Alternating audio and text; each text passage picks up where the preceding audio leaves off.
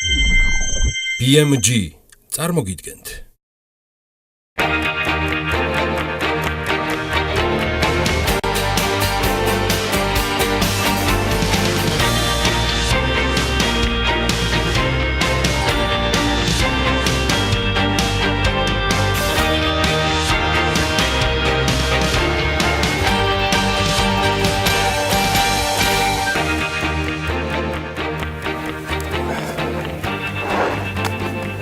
მშვიდობის მოგესალმებით ყველას. დღეს პარასკევია, 9 თებერვალი, მე გიორგი ისაკაძე ვარ. მოგესალმებით TV პირველი სტუდიიდან, ეს BMG-ს გადაცემა საქმიანი დილა. საქართველოს ჩინეთს შორის თავისუფალი ვაჭრობის ამოქმედების შემდეგ ნულოვანი დაბეგვრის პრივილეგიით პირველმა ქართულმა ღვინომ ჩინეთის საზღვარი ჰორგოსი გადაკვეთა, სასაზღვრო გამშვები პუნქტით უკვე ისარგებლა. 29 იანვარს იყო ეს დეკლარაცია შევსებული. და მისი მონაცემებით პირველი ნაბიჯი სწორედ $40,000 მოცულობის ღვინომ ასეთ გადადგა გასული წლის მიწურულს, რომელიმე ქართულ კომპანიას ჩინეთის ბაზარზე ამ მოცულობის ექსპორტი რომ განახორციელებინა საბაჟო გადასახადის სახით ჩინეთის მთავრობისთვის 120,000 იონის გადახდა მოუწევდა.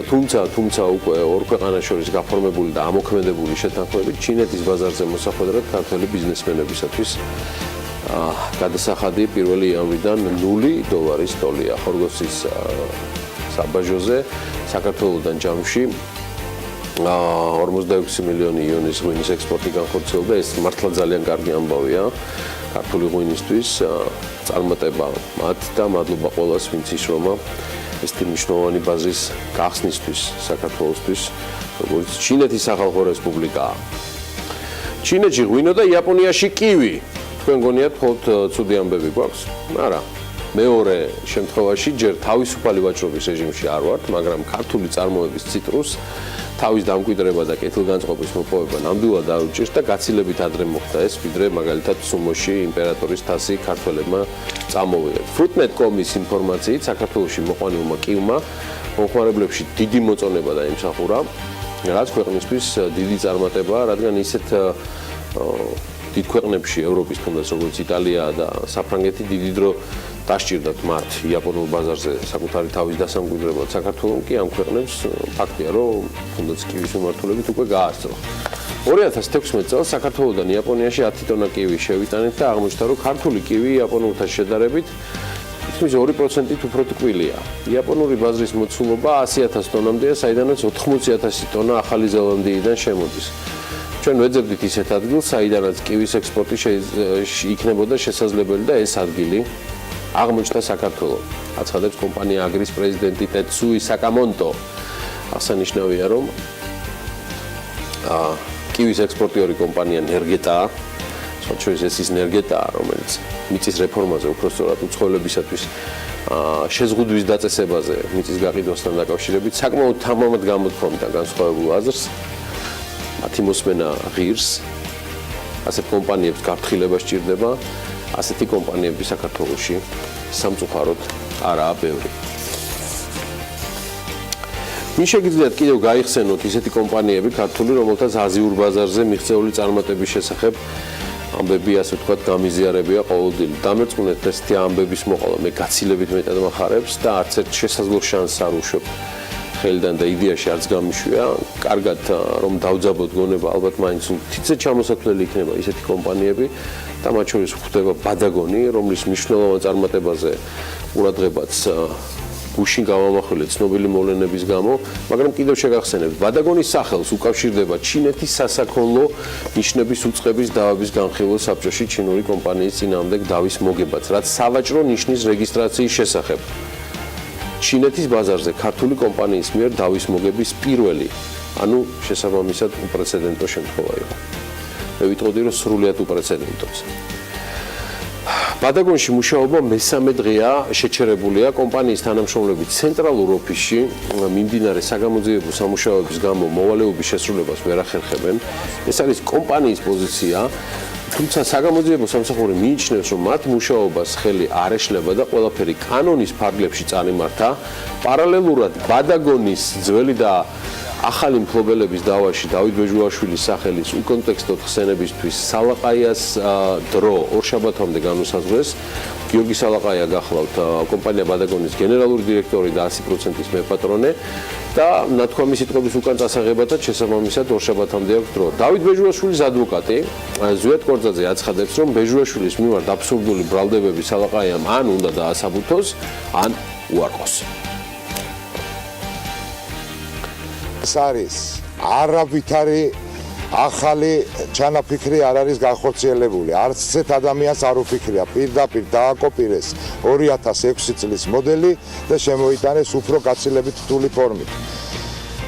მათ მოახდინეს ვანდალურად შემოჭრა და პარალიზება მთელი სამუშაო პროცესის. ეს შემოვარდნა იყო დავით ბეჟუაშვილის და დღევანდელი ეკონომიკის მინისტრის და ვიცე-პრემიერის ქუმსიშვილის მხრიდან კარგად დაგეგმილი ძალიან ბინძური პროვოკაცია. დიმიტრი ქუმსიშვილის მინისტრობის დროს არის შემოტანილი განცხადება, როცა ის ბრძანდებოდა ფინანსთა მინისტრი, დღეს აღარ არის ფინანსთა მინისტრი, დღეს არის ვიცე-პრემიერი და ეკონომიკის მინისტრი. მე ადვოკატი ზაზა ხატიაშვილი მივმართავ საქართველოს პრემიერ-მინისტრს. გამოვიდეს მან, მოუხადოს ხალხს ბოდიში და იყოს გარანტი იმისა, რომ ბადაგონი გააგრძელებს ძალიან მშვიდ გარემოში მუშაობა. არავითარი კავშირი ამ საქმესთან და ბადაგონთან დავით ბეჟუაშვილს არ აქვს. მეორე, ჩვენ ორშაბათისთვის საჩელ შევიტანთ პატივის ღირსების და საქმიანი რეპუტაციის შელახვისთვის და მესამე ბატონ სალაყაიას აქ ორშაბათამდე დრო რომ გაერკვეს სიტუაციაში და თუ კი ის უარყოფს მის მიერ გავრცელებულ აბსურდულ ბრალდებას, მაშინ საჩელი არ იქნება შეტანილი. მოკლედ რა ხდება კომპანიაში დღეს, მას შემდეგ რაც გაიმართა შეხვედრა იგივე მათ შორის ბიზნეს ომბუდსმენთანაც, ჩატარდა აქცია და პასუხების ნაცვლად გაჩნდა კიდევ უფრო მეტი კითხვა და კიდევ უფრო მეტი ადრესატია ამ კითხვებზე, ვიდრე ჩვენ მაგალითად გუშინ წინ მქონდა. ამიტომ მოდი პირველ წყაროსთან მივიდეთ. გიორგი სალაყაია, კომპანია ბადაგონის მმართველი პარტნიორი, ფაქტიურად იგი გენერალური დირექტორიც გახლავთ და 100%-ის მფლობელიც. მე მას მივესალმები. ბატონ გიორგი, დიდი მადლობა, რომ ხართ ჩვენთან პირდაპირ კავშირზე დილა მშვიდობის. მოგესალმებით.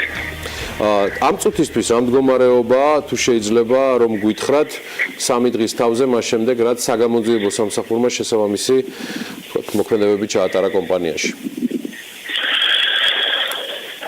მოგესალმებით. დღევანდელი მდგომარეობა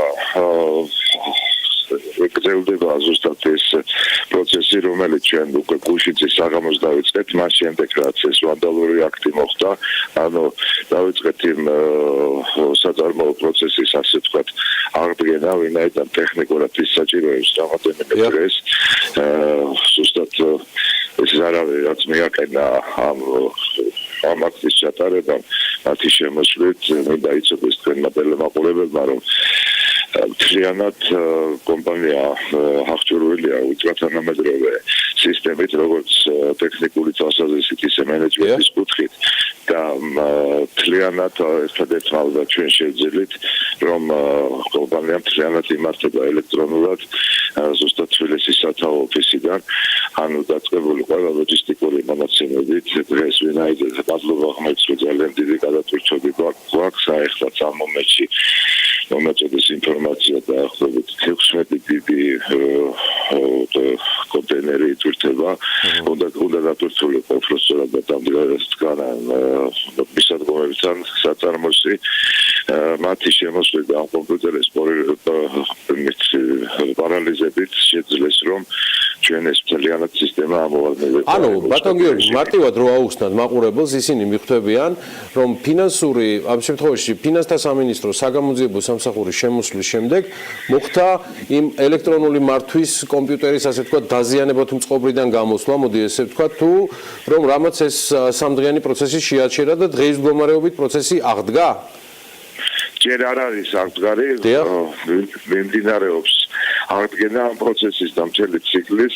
მინდა გითხრათ, 24 საათიან რეჟიმში მუშაობდა კომპანია ამ გადატვირთვების პირობებში და რეალურად ჩვენი სრულ სიმძლავრეზეა გასული, კომპანია იყო გასული, სადაც ამბავი მოხდებოდა. მათი შემოსვლით, მიუხედავად ჩვენი მრავალი ასეთი კომპეტენტური ახსნისა, მათ ერთად გაუკეთეს პარალელიზება აბსოლუტურად ყველა კომპიუტერს, რომელიც კი მოთავსებული იყო ოფისში. და საღამოს უკვე მოგწეს უფლება მათთან მუშაობის. ამან ყველაფერმა გამოიწვია ის წყვეტა, რომელიც საჭიროებს გარკვეულ ძალიან დიდ აღდგენას. ბადაგონის მესვეურები, მათი ადვოკატები თუ ითვლიან ზარალს, რაც მიადგა კომპანიას ამ 2 დღის თუ 3 დღის განმავლობაში.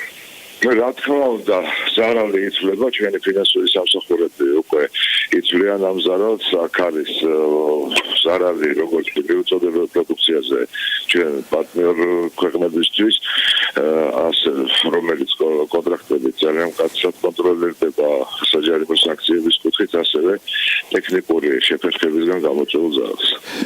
დავით ბეჟუაშვილის ხსენების შემდეგ თქვენმა იურიდიულმა მრჩეველმა, ადვოკატმა ზაზა ხატიაშვილმა ასევე დაასახელა მთავრობის წევრი, ვიცე-პრემიერი, დღევანდელი ეკონომიკის მინისტრი დიმიტრი ქუმსიშვილი. მე პირველ რიგში მაინტერესებს დავით ბეჟუაშვილთან დაკავშირებით, ეს უნდა გკითხოთ მიუხედავად იმისა, რომ თქვენი განცხადება ვნახე, რომ თქვენ ბოდიშის მოხდას არ აპირებთ, მე ვერ ვნახე იქ არავინ არ გთხოვდა თქვენ ბოდიში. მე მაინტერესებს ბატონ გიორგი, აპირებთ თუ არა უარყოთ ბეჟუაშვილის ჩართულობა ამ საქმეში, რომ იგი აპირებდა კომპანიის ხელში ჩაგდებას. არც ერთ შემთხვევაში არ ვაპირებ ჩვენ არავითარი ბოდიშის მოხდათ, მას ყველა პასუხი გაეცემა სასამართლოზე, რომელზეც აუცილებლად მივიღებთ ჩვენ მონაწილეობას. რა კომენტარს გააკეთებდით ზაზა ხატიაშვილის განცხადებასთან იგივე დიმიტრი ქუმსიშვილის თემაზე? ზაზა ხატიაშვილის ინფორმაციასთან დაკავშირებით ის თვითონ გააკეთებს ასევე თავის განცხადებას და გაცემს ყველა პასუხს ალბათ სასამართლოში. და ბოლოს ბადაგონთან დაკავშირებით სრულფასოვანი, აი მაგალითად 4 დღის წინ ბატონ გიორგი, როგორც მუშაობდა ბადაგონი. ამ რეჟიმში როდის დაუბრუნდება ბადაგონი მუშაობას? ჩვენ ვფიქრობთ, რომ უკვე მომავალი კვირის ორშაბათს უნდა იყოს უკვე სრულ რეჟიმში კომპანია ჩართული. მე აქვე მინდა ვისარგებლო თქვენი ეთერი და კიდე ხაზი გავუსვა, იმიტომ რომ ძალიან ბევრი ინტერპრეტაცია მოყვა ამ ეთერში ამ განვითარებულ მოვლენებს, როგორც ბეჟუაშვილის მხრიდან, ისე მათი იურიდიული მხარდამჭერების მხრიდან. მე მინდა ვისარგებლო ეთერით და კიდე პირველად თქვენს ეთერში განაცხადო კავშირი, რომელიც უარყვეს გუშინ ბეჟუაშვილსა და იმ პიროვნებას შორის, რომელიც ასე თქვა განცხადებელი არის, რომ სწორედ ჩემი და იმ პიროვნების ნაცნობობა მოხდა ბეჟუაშვილის დახმარებით, ანუ მე ამ პიროვნებას ვიცნობ დავით ბეჟუაშვილისგან და ტყუილად ცდილობენ, რომ თავი არ იდგნენ ამ პრობლემას, საერთოდ არავითარი კავშირი არ აქვს და არავის არ იცნობს. და მეორე, რაც მთავარია, მოხდა ძალიან ცუდი ფაქტი იმ კუთხით, რომ სამართლებრივად ეს არის აბსოლუტურად გამართული საქმე, ეს არის აბსურდი მოტანილი რაღაც საოცარი მხრიდან, შეიძლება ითქვას, იმიტომ რომ 3 წლის განმავლობაში არც ერთი საჩივარი, არც ერთი კორესპონდენცია, არც ერთი სხვა სატელეფონო ზარიც კი არ ყოფილა იმ კომპანიისგან, რომლისგანაც მოხდა ჩემგან კანონიერად შესყიდვა იმ წილის, რაზეც არის დღეს საუბარი და ეს არის, რა ვიცი, ძალიან აგორებული სიტუაცია, რომელსაც ჩემი ვარაუდით ხელმძღვანელობს დავით ბეჟუაშვილი. ბატონ გიორგი, თუ სწორად გავიგე, დავით ბეჟუაშვილმა გაგაცნოთ თქვენ ბატონი ჯანჯღავა და თქვენი განცხადება ნიშნავს იმას, რომ რა მე გაგაცნოთ და შესაბამისად ამით მანიპულირებდა, შემდგომ ამას ბძანებთ? რა თქმა უნდა, ეს იყო დაახლოებით 20 წლის წინ. 20 წლის წინ? დიახ, 20 წლის წინ, როდესაც ჩვენი ნაცნობობა მოხდა, ამიტომ ეს ძალიან ძველი ამბავია. და რაც შეეხება უკვე ყველა დანარჩენ მოვლენებს 2006 წლიდან დაწყებული, სწორედ ეს ადამიანი ხელმძღვანელობდა იმ ალბედით ყველა სიტუაციას, რაც მოყვანს ბადაგონის. მე დეტალებს არ ვიცნობ, ბატონ გიორგი, მაგრამ ჩემი ბოლო კითხვა, რახან თქვენ ესეთი ექსკლუზიური ინფორმაცია გაავრცელეთ, უბრალოდ ლოგიკას მივყვები, არის შემდეგი. დავით ბეჟუაშვილმა ხომ არ ისარგებლა თქვენთან და ბატონ ჯანჯღავასთან ნაცნობობით, აღმოჩნდა 20 წლის წინანდელით და ხო არ ცდილობდა თქვენ შორის გაუგებრობის მოგვარებას, ანუ ეს ხო არ არის თემა ამ შემთხვევაში, ეს მაინტერესებს. გამომდინარე იქიდან, რომ ჯანჯღავას ადვოკატები საუბრობენ გადაუხდელ ვალდებულებაზე მის მიმართ თქვენი მხრიდან. მე დაგითხრათ, მე უბრალოდ ამ ადამიანთან ნაცნობაზე ვინც არის გამცხადებელი, მაგრამ ამ შემთხვევაში არავითარი კავშირი ჯანჯღავას არ აქვს კონკრეტულ საქმესთან. ეს იყო კომპანია Grakor Limited Trading, რომელიც იყო ჩვენი პარტნიორი, რომელმაც მიიღო ჩვენთან გარიგების საფუძველზე 60%-ის წილის პროცენტა მოახდინა ჩემზე შესაბამისი ანაზღაურების სანაცვლოდ.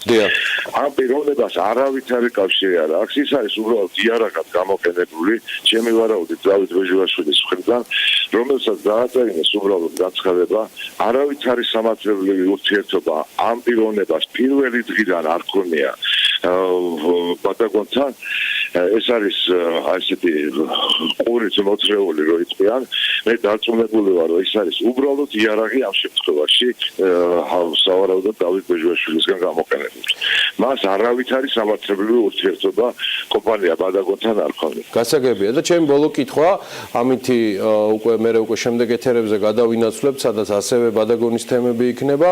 ბატონ გიორგი, გარდა ზაზახატიაშვილის მიერ გაკეთებული განცხადებებისა, იკვეთება თუ არა გავლენიანი პირები უკვე ხელისუფლების წარმომადგენლების მხრიდან თქვენ როგორც კომპანიის დამფუძნებელს და ხელმძღვანელს შეგიძლიათ რაიმე განაცხადოთ თუ ამაზე თქვენი იურისტები ისაუბრებენ?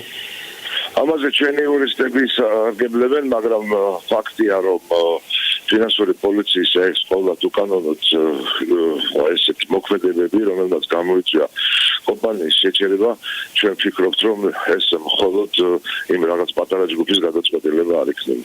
ჩვენი გადაცემა დღეს დავიწყეთ 29 იანვარს ხორგოში ქართული ღვინო შევიდა, ეს არ არის ცხადია პირველი კონტეინერი და ნაწილი, რომელიც იქ შევიდა, ბატონ გიორგი, ჩინეთის გულისხმობ, ჩინეთის ბაზარი თქვენთვის საკმაოდ ახლოა, იმიტომ რომ ბადაგონი იყო პირველი და ერთადერთი კომპანია, რომელმაც უმნიშვნელოვანესი და პრეცედენტული სასამართლო кейსი მოიგო სასაქონლო ნიშნებთან დაკავშირებით. ხომ არა ხართ საქმის კურსში, დაახლოებით $40,000 მოცულობის ღვინოზეა საუბარი.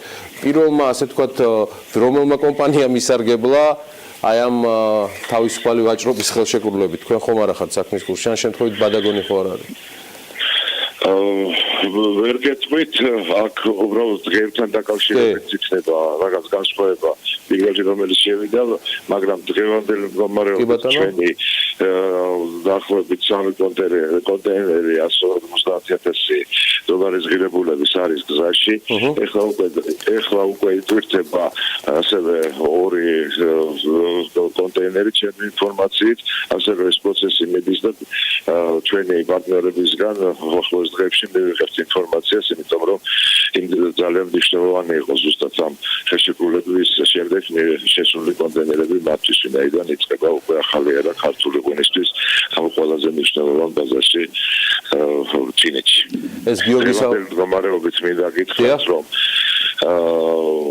ჩინეთი არის ჩვენი ძალიან სტრატეგიული ბაზარი უკვე დღეს ბადაგონს ჩვენი პარტნიორების ძალიან საკმაოდ დიდი ინვესტიციით უკვე გააჩნია 12 ესეთი შოურუმი და რესტორანი ბადაგონის სახელით და ეს პროცესი გრძელდება 2018 წელს დაგეგმილია დაახლოებით 20-მდე ასეთი სარესტორანო ქსელის შექმნა.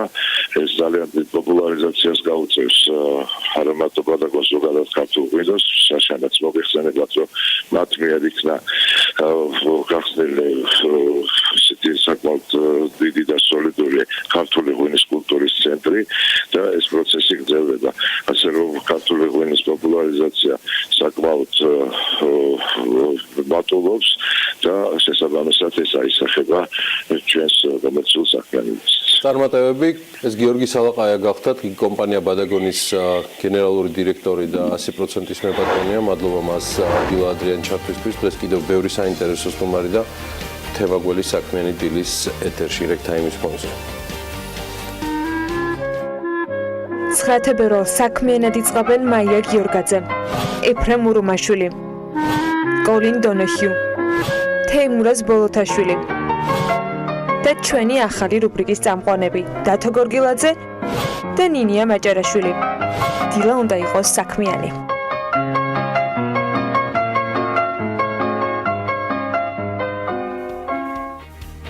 მეგონი მეცანები. კიდევ ერთი საინტერესო და იდეაში BMG-ს კითხველისთვის ნაცნობი, მაგრამ საქმიანი დილაში რო არ გამოიტოვება, ისეთი ამბავი გვაქვს. აი, ჩემი თხოვნაა რომ კარგად დაუკვირდეთ ჩამონათვალს. იყალთოს მონასტრის მიმდებარედ ინფრასტრუქტურული შენობა და საზოგადოებრივი ობიექტი, იყალთოს ქვევრის სკოლა, ლიცეუმი, ქვევრის სახლი, ვიზიტორთა მართვის ცენტრი, შუამთის კარიბჭე, ახალი შუამთის მონასტრის მიმდებარედ საზოგადოებრივი ობიექტები, ძველი შუამთის მონასტრის მიმდებარედ ინფრასტრუქტურული შენობა და საზოგადოებრივი ობიექტი.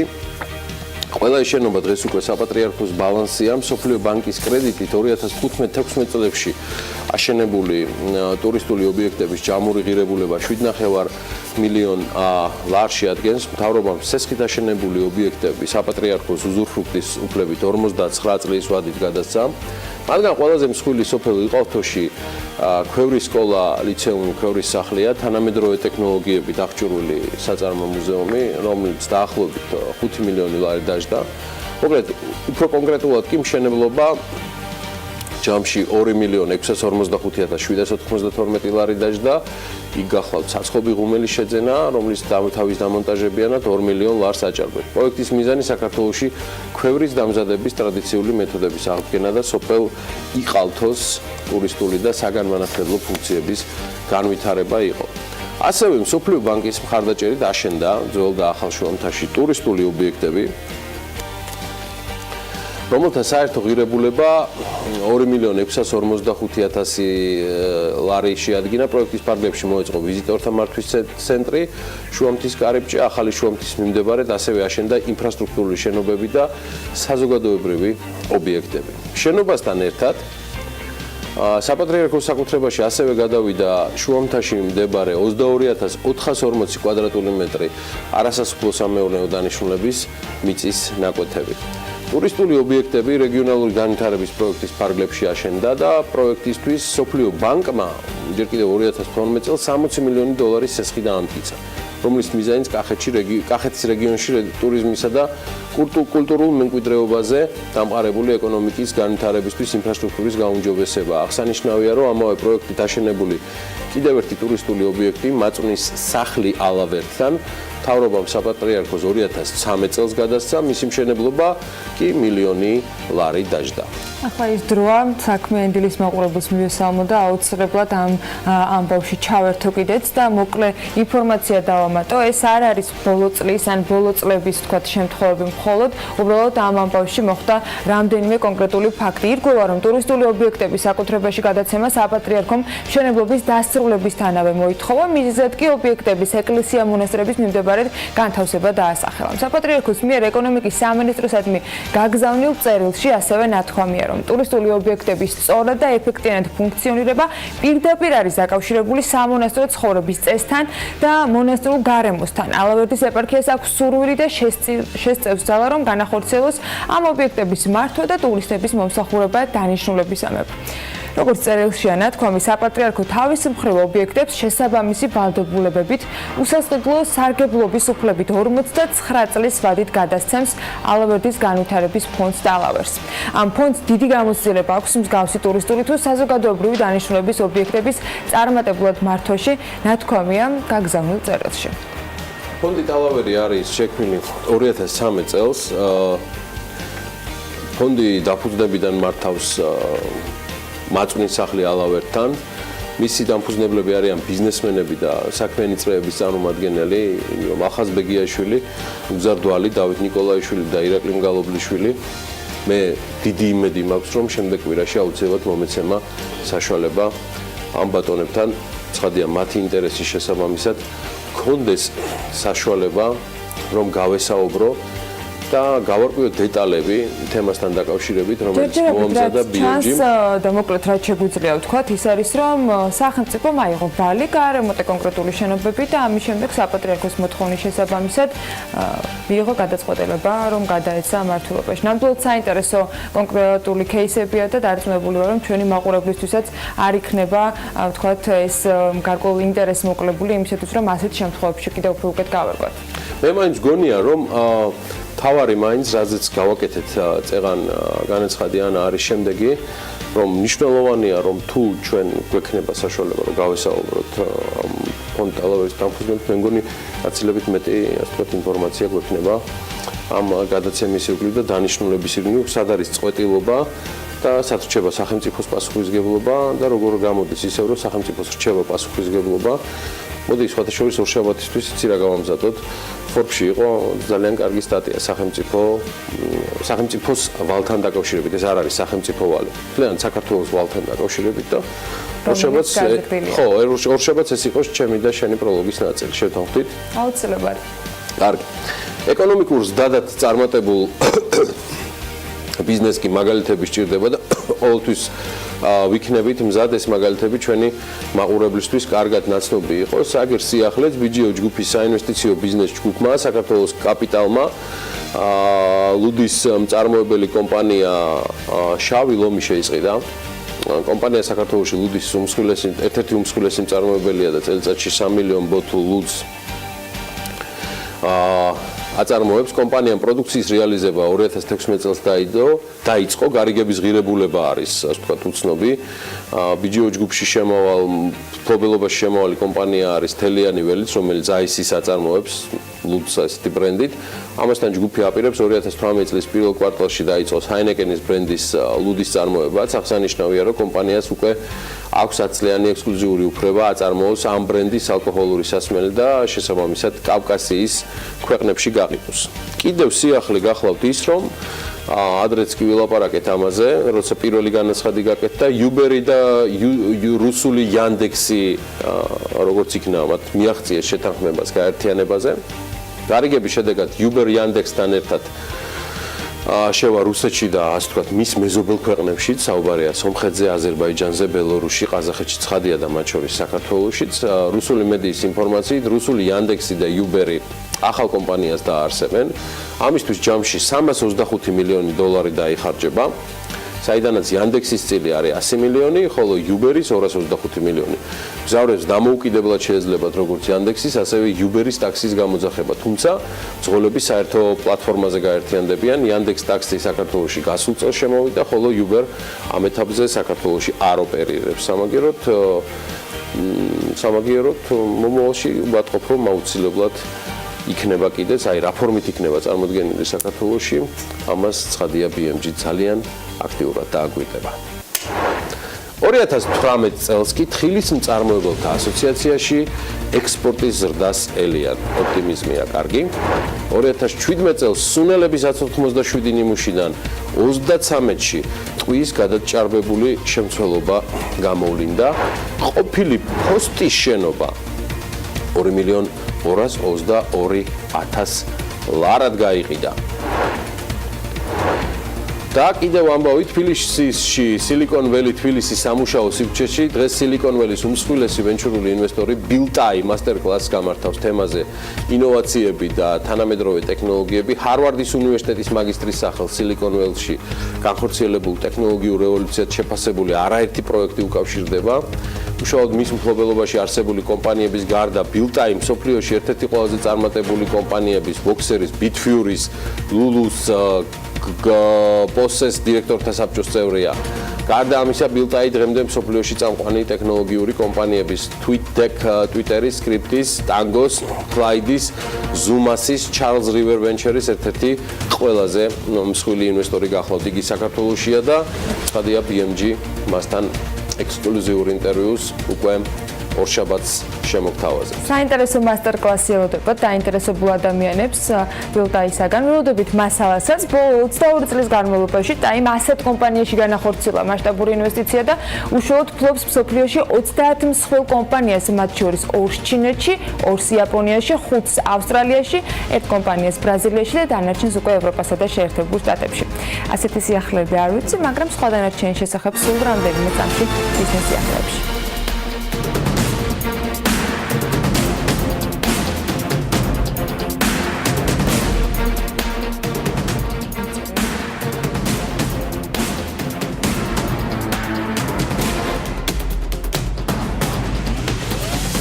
ხელისმწარმოებელთა ასოციაციაში წელს ექსპორტის ზრდას ელოდებიან. BMG-სთან საუბრისას ასოციაციის აღმასრულებელმა დირექტორმა გიორგი თოდუამ განაცხადა ამის შესახებ.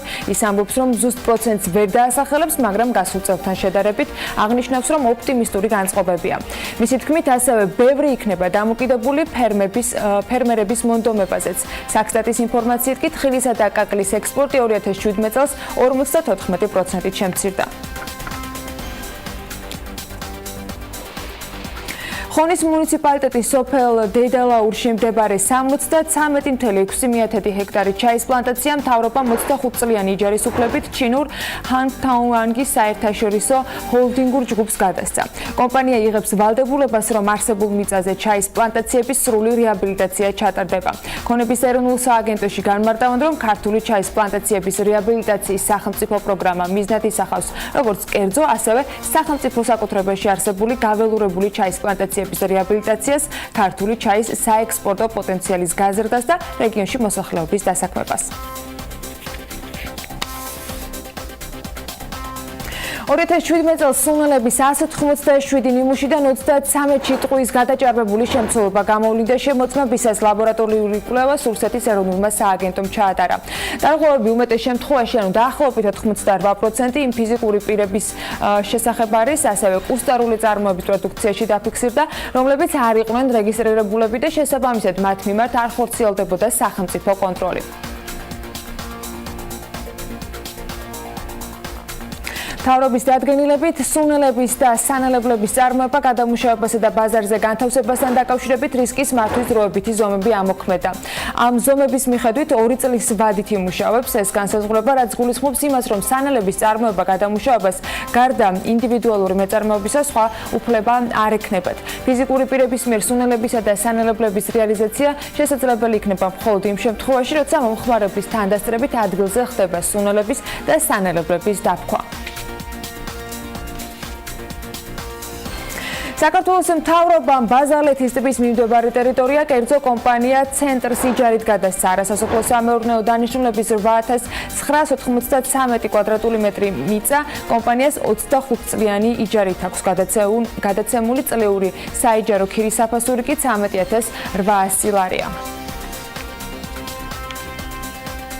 ლესელიძის ქუჩაზე 55 ნომერში მდებარე ყოფილი პოსტის შენობა, რომლის ფართიც ჯამში 127 კვადრატული მეტრია, 2,222,000 ლარად გაიყიდა.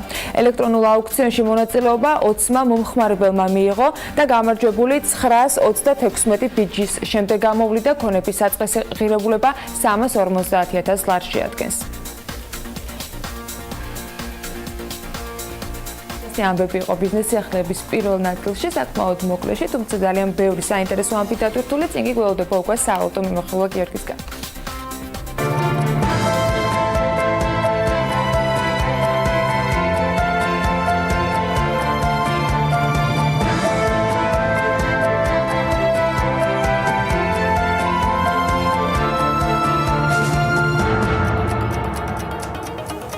თებერვლის ვაჭრობის შედეგად დოლარი გაუფასურდა 2 ლარი და 46 თეთრია მისი ფასი, ვინც დააკვირდებოდა შესაბამის გადამცვლელ ქუჩაში მიმდინარე მოვლენებს ამ შემთხვევაში რა კურსი ფიქსირდება 2.44 და 2.45-ზეც იყო დოლარი ლართან მიმართებაში. გაუფასურებულია ევროც 3 ლარი და 1 თეთრი ღირს, ლირას ფასი 64 თეთრია და ფუნტის შესაძენად 3 ლარი და 42 თეთრი დაგჭირდება.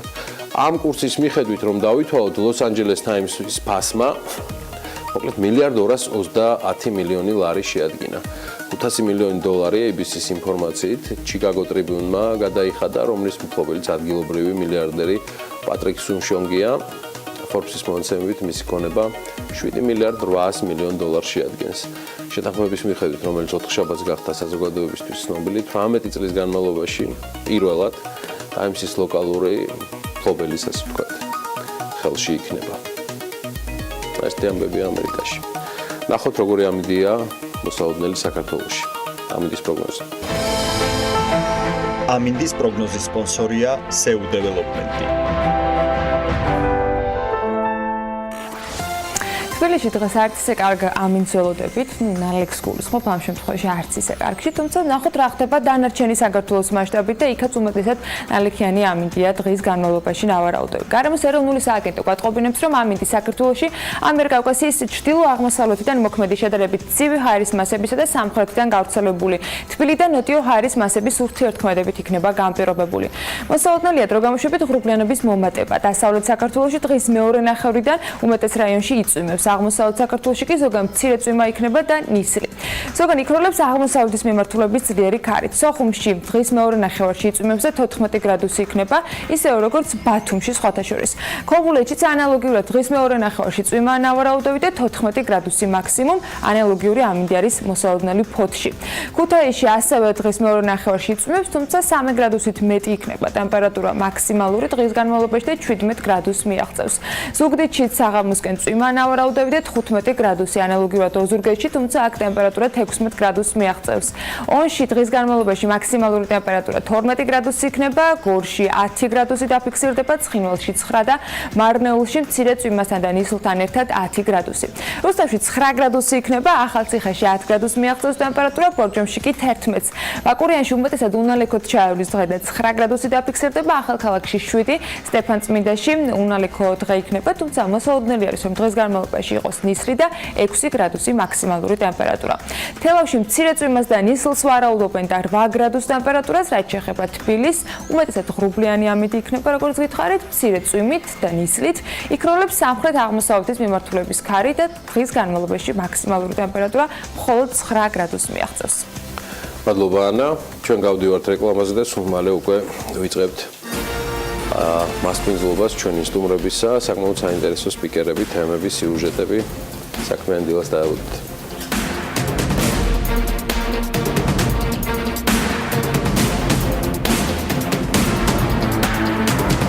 თებერვალს 80-ზე მეტი ქვეყანა 112-ის დღეს აღნიშნავს. საერთაშორისო დღეს საქართველოს უერთდება და 112-ის ცნობადობის გაზრდისთვის სხვადასხვა საინფორმაციო კამპანიაც დაიგეგმა. წელს საქართველოს 112-მა სხვადასხვა სახის სოციალური და საინფორმაციო კამპანია გააერთიანა და 11-ში თანამედროვე ტექნოლოგიებზე აგებული პროექტის მობილური აპლიკაციის პრეზენტაციაც შედგება.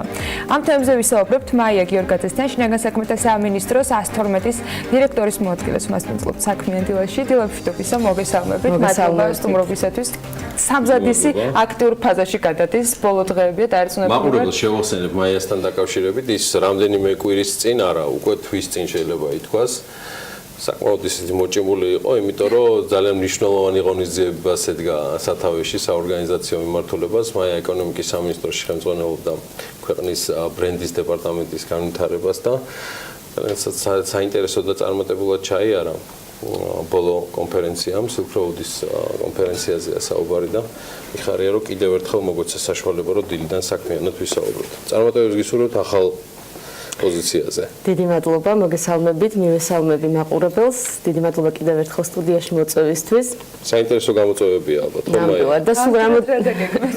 დიახ, უკვე შინაგან საქმეთა სამინისტროს გადაუდებელი დახმარების ოპერატიული მართვის ცენტრი 112 უკვე მე-6 წელია, რაც მსოფლიოს 80 ქვეყანასთან ერთად აღნიშნავს 112-ის საერთაშორისო დღეს, ეს არის 11 თებერვალი და ამ დღისადმი ყოველთვის არის მიძღვნილი სხვადასხვა სოციალური თუ საინფორმაციო კამპანიები. ჩვენ გახლავართ ევროპის საგანგებო ნომრების ასოციაციის წევრი და ყოველთვის ეს ორგანიზაცია ცდილობს, რომ თავისი ხედვები გაგვიზიაროს და ჩვენც მათ ფეხისყნას ავყვეთ.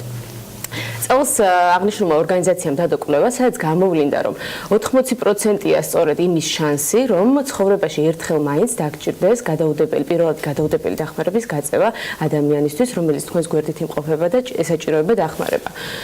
თუმცა 10-დან 8-ს არ შეუძლია ამ პირველადი გადაუდებელი დახმარების გაწევა. შესაბამისად ეს გახდა დიდი мотиваცია ჩვენთვის, რომ ჩაგვეტარებინან ღია კარის დღე 112-ში. ჩვენ უმასპინძლეთ ილიას სახელმწიფო უნივერსიტეტის და შავი ზღვის საერთაშორისო უნივერსიტეტის სტუდენტებს გავაცანით 112-ის დინამიკა, ოპერატორების ყოველდღიური მუშაობის რიტმი და ჩაუტარეთ ტრეინინგები პირველადი გადაუდებელ დახმარებაში. რისთვისაც დიდი მადლობა მინდა უთხრა ჯანდაცვის სამინისტროს წარმომადგენლებს, რომლებიც მთელი დღის განმავლობაში იყვნენ ჩვენთან და 112-ის თანამშრომლებთან ერთად ჩაატარეს აღნიშნული ტრეინინგი. ზოგადად პირველადი გადაუდებელი დახმარების უნარჩვევების გაღრმავება არის უმნიშვნელოვანესი.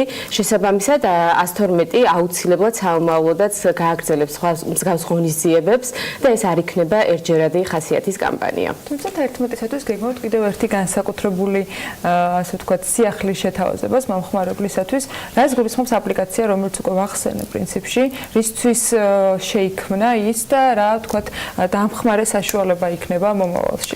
112-ის მობილური აპლიკაციის მთავარი უპირატესობა არის ის, რომ შეუძლია პიროვნების ადგილსამყოფელის განსაზღვრა, რაც მოგეხსენება ძალიან დიდ დროს ზოგავს იმისთვის, რომ შესაბამისი საგანგებო სამსახური მივიდეს გამოძახების ადგილას. ამისთვის ინტერნეტია საჭირო, როცა თქვენ მომხმარებელი იყენებს. დიახ, ანუ მობილურ აპლიკაციას აქვს მრავალი ფუნქცია, თუმცა მე ვისაუბრებ იმ სამ ძირითად საკომუნიკაციო არხზე, რომელიც არის უმნიშვნელოვანესი და 112-ის ცენტრი თავაზობს ჩვენს მოსახლეობას. ეს არის SOS ჩუმი განგაშის ღილაკი.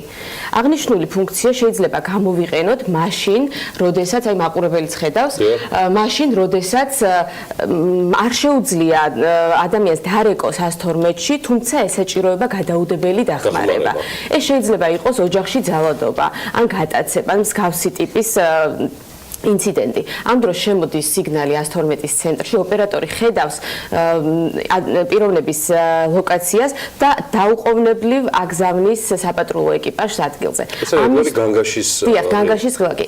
ამისთვის აუცილებელია GPS სერვისი იყოს გააქტიურებული ტელეფონში, რათა ვისარგებლოთ ამ მომსახურებით. იმ შემთხვევაში თუ GPS სერვისი არ აქვს პიროვნებას გააქტიურებული მობილურ ტელეფონში, მაშინ როდესაც დააჭერს SOS ღილაკს, განმეორებით ეკითხება აპლიკაცია სურთუ არა გააქტიუროს GPS სერვისი იმ შემთხვევაში რომ მიიღოს აღნიშნული სერვისი სრულფასოვნად. მეორე ასევე ძალიან მნიშვნელოვანი ფუნქცია არის ჩატის ფუნქცია, მოკლე ტექსტური შეტყობინების მეშვეობით ეკონტაქტებით 112-ის ოპერატორს. მაშინ, როდესაც ასევე არ შეგიძლიათ დარეკოთ 112-ში, თუმცა გაქვთ საშუალება ესაუბროთ მას იმ ინციდენტის ტიპზე თუ რა შეგემთხვათ, რა ტიპის დახმარება გესაჭიროებათ, სურვილისამებრ შეგიძლიათ ღილაკზე ერთი დაჭერით გაუგზავნოთ თქვენი კოორდინატები თუ სად იმყოფებით, ისე განმეორდები და ვიტყვი რომ აუცილებელია ამისთვისაც GPS სერვისი იყოს გააქტიურებული. იმ შემთხვევაში თუ ინტერნეტი არ არის ტელეფონში ჩართული, მაშინაც ხდება აღნიშნული აპლიკაციის გამოყენება, SMS სერვისი მოდის ოფლაინ რეჟიმშიც მუშაობს, რაც არის ძალიან მნიშვნელოვანი და მართლაც ინოვაციური. ეს არის უფასო მომხმარებლისათვის. ეს სერვისი არის უფასო, მობილური აპლიკაცია არის უფასო და მისი სერვისით სარგებლობაც არის უფასო. მესამე ფუნქცია არის ზარი 112-ში და ეს ზარი 112-ში, ანუ მობილური აპლიკაციიდან რით განსხვავდება სტანდარტული ზარისგან, როცა ვერეკავთ 112-ში. ამ შემთხვევაშიც თუ კი GPS სერვისი არის გააქტიურებული, ოპერატორი ხედავს თქვენს ადგილმდებარეობას, შესაბამისად დამატებითი კითხვები თუ სად იმყოფებით აღარ ხდება. უბრალოდ გადამოწმების მიზნით შეიძლება დააზუსტოს რომ უმეტესი დრო მიაქვს ხოლმე პანიკის შემთხვევაში. რა თქმა უნდა, ზოგადად ან ჩვენ მაქსიმალურად ვცდილობთ რომ ვიყოთ მომხმარებლის ასე ვთქვათ საჭიროებაზე მორგებული. ამ აპლიკაციის შექმნაშიც დიდი მადლობა მინდა გადაუხადოთ ჩვენს პროგრამისტებს, 112-ის პროგრამისტებს, რომლებმაც დაუღალავად იშრომეს რომ შეექმნათ ეს მობილური აპლიკაცია. აუცილებლად იყვნენ ჩართულები სტუდენტები. რომ ყოფილიყავით მაქსიმალურად ასე ვთქვათ ღია, გამჭვირვალე და მაქსიმალურად გაგვეგო ასე ვთქვათ ჩვენ მოსახლეობის საჭიროებად და ისე აგვეგო ეს მობილური აპლიკაცია. 11-დან უკვე ოფიციალურად შესაძლებელი იქნება ამ აპლიკაციის ჩამოტვირთვა. ის ჯერ ტესტ რეჟიმშია სავარაუდოდ, როგორც ხვდები და 11-დან ნებისმიერ მომხმარებელს შეიძლება მის ყველა ამ ფუნქციის გამყენება? დიახ, 11 თებერვლიდან აღნიშნული მობილური აპლიკაციის სარგებლობა შეგვიძლია ყველას, ვისაც აქვს Android-ის და iOS-ის ოპერაციულ სისტემაზე მომუშავე ახალი თაობის ტელეფონი, მობილური ტელეფონი. აღნიშნული მობილური აპლიკაცია მუდმივად იქნება განახლებული. მომავალში ჩვენ შევთავაზებთ ჩვენს მოსახლეობას ფოტოს გაგზავნის სერვისს, რომელიც კიდევ უფრო დეტალურად აღწერს თქვათ ინციდენტის ტიპს. ასევე იქნება ჩადებული ბუნებრივი სტიქიის დროს, თქვათ, გამოიგზავნოს შეტყობინება და გაიგოს ამის შესახებ მოსახლეობამ, იმ მოსახლეობამ, ვინც იმ სტიქიის ადგილას იმყოფება. ანუ კომუნიკაციის საშუალება ხდება უკვე მოსახლეობას შორის გარდა თქვათ უშუალოდ ოპერატორთან დაკავშირებისა? მართალ ვზანებთ. მინდა ხაზი გაუსვა, რომ მობილური აპლიკაცია 112-ის არ ანაცვლებს იმ საკომუნიკაციო არხს, რომელიც არსებულია.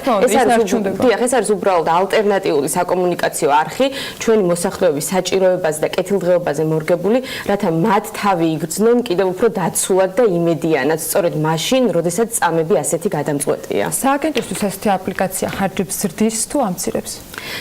ეს რა თქმა უნდა, დამატებით სერვის და დამატებით ასე ვთქვათ, ტექნოლოგიურ განვითარებას კი იწვევს თვითონ სააგენტოს შიგნით, თუმცა საჭირო არის ყოველთვის სერვისების განვითარება და ჩვენ გადაუდებელი დახმარების ოპერატიული მართვის ცენტრი 112 ვუერთდებით შინაგან საქმეთა სამინისტროს რეფორმების განვითარების ახალ ეტაპს და ყოველთვის ვცდილობთ და მომავალშიც აუცილებლად შევთავაზებთ ჩვენს მოსახლეობას განახლებულ სერვისებს, რომელიც იქნება მათ კეთილდღეობაზე, მათ საჭიროებაზე მორგებული სწორედ მაშინ, როდესაც წამები ასეთი გადამწყვეტია მათთვის. მნიშვნელოვანი სიახლე არის აპლიკაციის შემოტანა ნამდვილად და ვფიქრობ, ბევრს დაინტერესებს, იმიტომ რომ რამდენჯერმე მეგონია ერთხელ მქონდა ასეთი შემთხვევა, რომ დამჭირდა ასეთამაში დარეკვა და კითხვა, როდესაც გისვამენ ადგილმდებარეობას დაკავშირებით, ძალიან რთულია, რომ იმ დროს ამ საკითხზე ჩამოყალიბდა და რეალურად პასუხი უთხრა, იმიტომ რომ სხვა რაღაცაზე ხარ იქ მომენტებია სულ თამოყრილი, ანუ ქცევა, პოზიციონირება რა და როგორ არის, იმიტომაც იყვნენ ჩართულები ერთის მხრივ იურისტები და სხვაები. თან იქ ჩამონათვალე ახლა რო უყურებდი ვიდეოს, უამრავი, ანუ პირდაპირ შეგიძლია მიუთითო რაც ქარია, სტიქია. კი. გამზადებული ამ შემთხვევაში კონკრეტული გზავნილები. და მობილური აპლიკაცია ზოგადად 112-ის მხოლოდ სოფლის 13 ქვეყანაშია ხელმისაწვდომი და მათ შორის არის საქართველო. როგორ უნდა მოუძებნოთ ეს აპლიკაცია რა სახელით? iSource-ში ან Android-ის მობილურ ტელეფონში ანუ იქნება 112 ჯორჯია. 112 ჯორჯია და ჩამოიტვირთა. ჩამოტვირთა? ნახოთ. გირჩევთ აუცილებლად. საჭირო რამ არის. დიდი მადლობა მაიას, მადლობა მაია გიორგაძე, შინაგან საქმეთა სამინისტროს CPA ესეთი 112, რომელიც ყველა მიცის, მაგრამ რო იცოდეთ იგი დღეიდან კი არა და კარგახანია უკვე რამდენიმე კვირა 112-ის დირექტორის მოადგილე გახლავთ, ისე ერთი რაღაცა გამახსენდა ხა იქ ჩამონათვალში, სადაც არის რაღაცა სტიქია, წყალდიდობა, ქარი და რა ეკაბაშარული რომ ჩამოტვირთავს ამ აპლიკაციას და აუცილებლად ჩამოტვირთავს, აუცილებლად შეიყვანს ხალხო, ეს რაღაც სახელის ნიშანი თექნება ეს ყველაფერი. მაგრამ დიდი მადლობა წარმატებები ყველა ესეთ მნიშვნელოვან რეფორმაში და ტექნოლოგიურ ახალ სიახლეებში, რასაც თქვენ ნერგავთ. გავიდეთ რეკლამაზე, გავაცილებთ ამასობაში სტუმარს და გიბრუნდებით სულ მალე სიახლეებით. ძალიან დიდი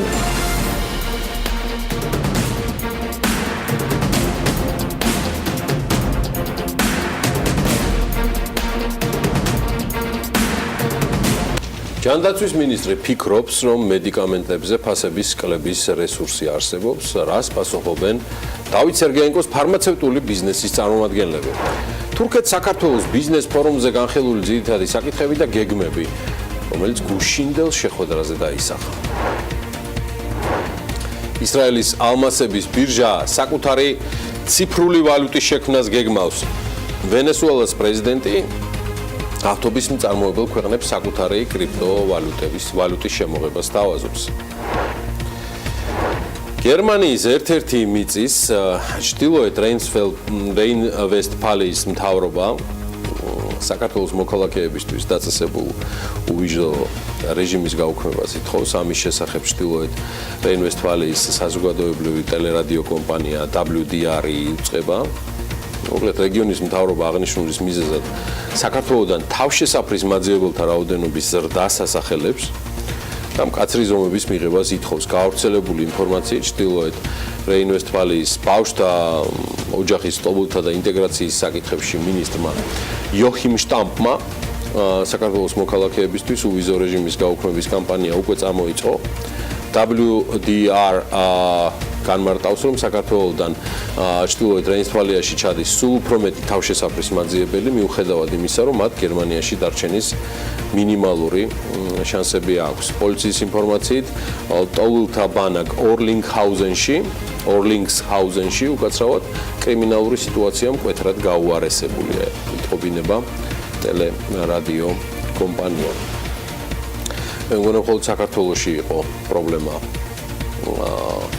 კრიმინალთან დაკავშირებით თავის გამოჩენისა, თუმცა უცხოეთთან მიმართებაში ეს არ არის პირველი სამწუხარო ინფორმაცია, თუმცა პირველი სამწუხარო ინფორმაციაა, როცა ერთ-ერთი ოფიციალური პირი უკვე ღიად აპროტესტებს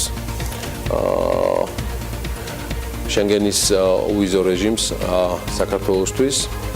ჩვენ დავაკვირდებით მოვლენებს, თუ როგორ განვითარდება ქართველების ბედი ევროპაში, გერმანიაში და კონკრეტულად ასევე სხვა ქალაქებში. მანამდე კი ანა კიდევ ერთხელ მოგესალმები. კიდევ ერთხელ დილამშვიდობის გიორგი და წინ ბიზნესი ახლებები გვაქვს, რომელსაც აუცილებლად ჩვენი მაყურებელი სრულად მოისმენს.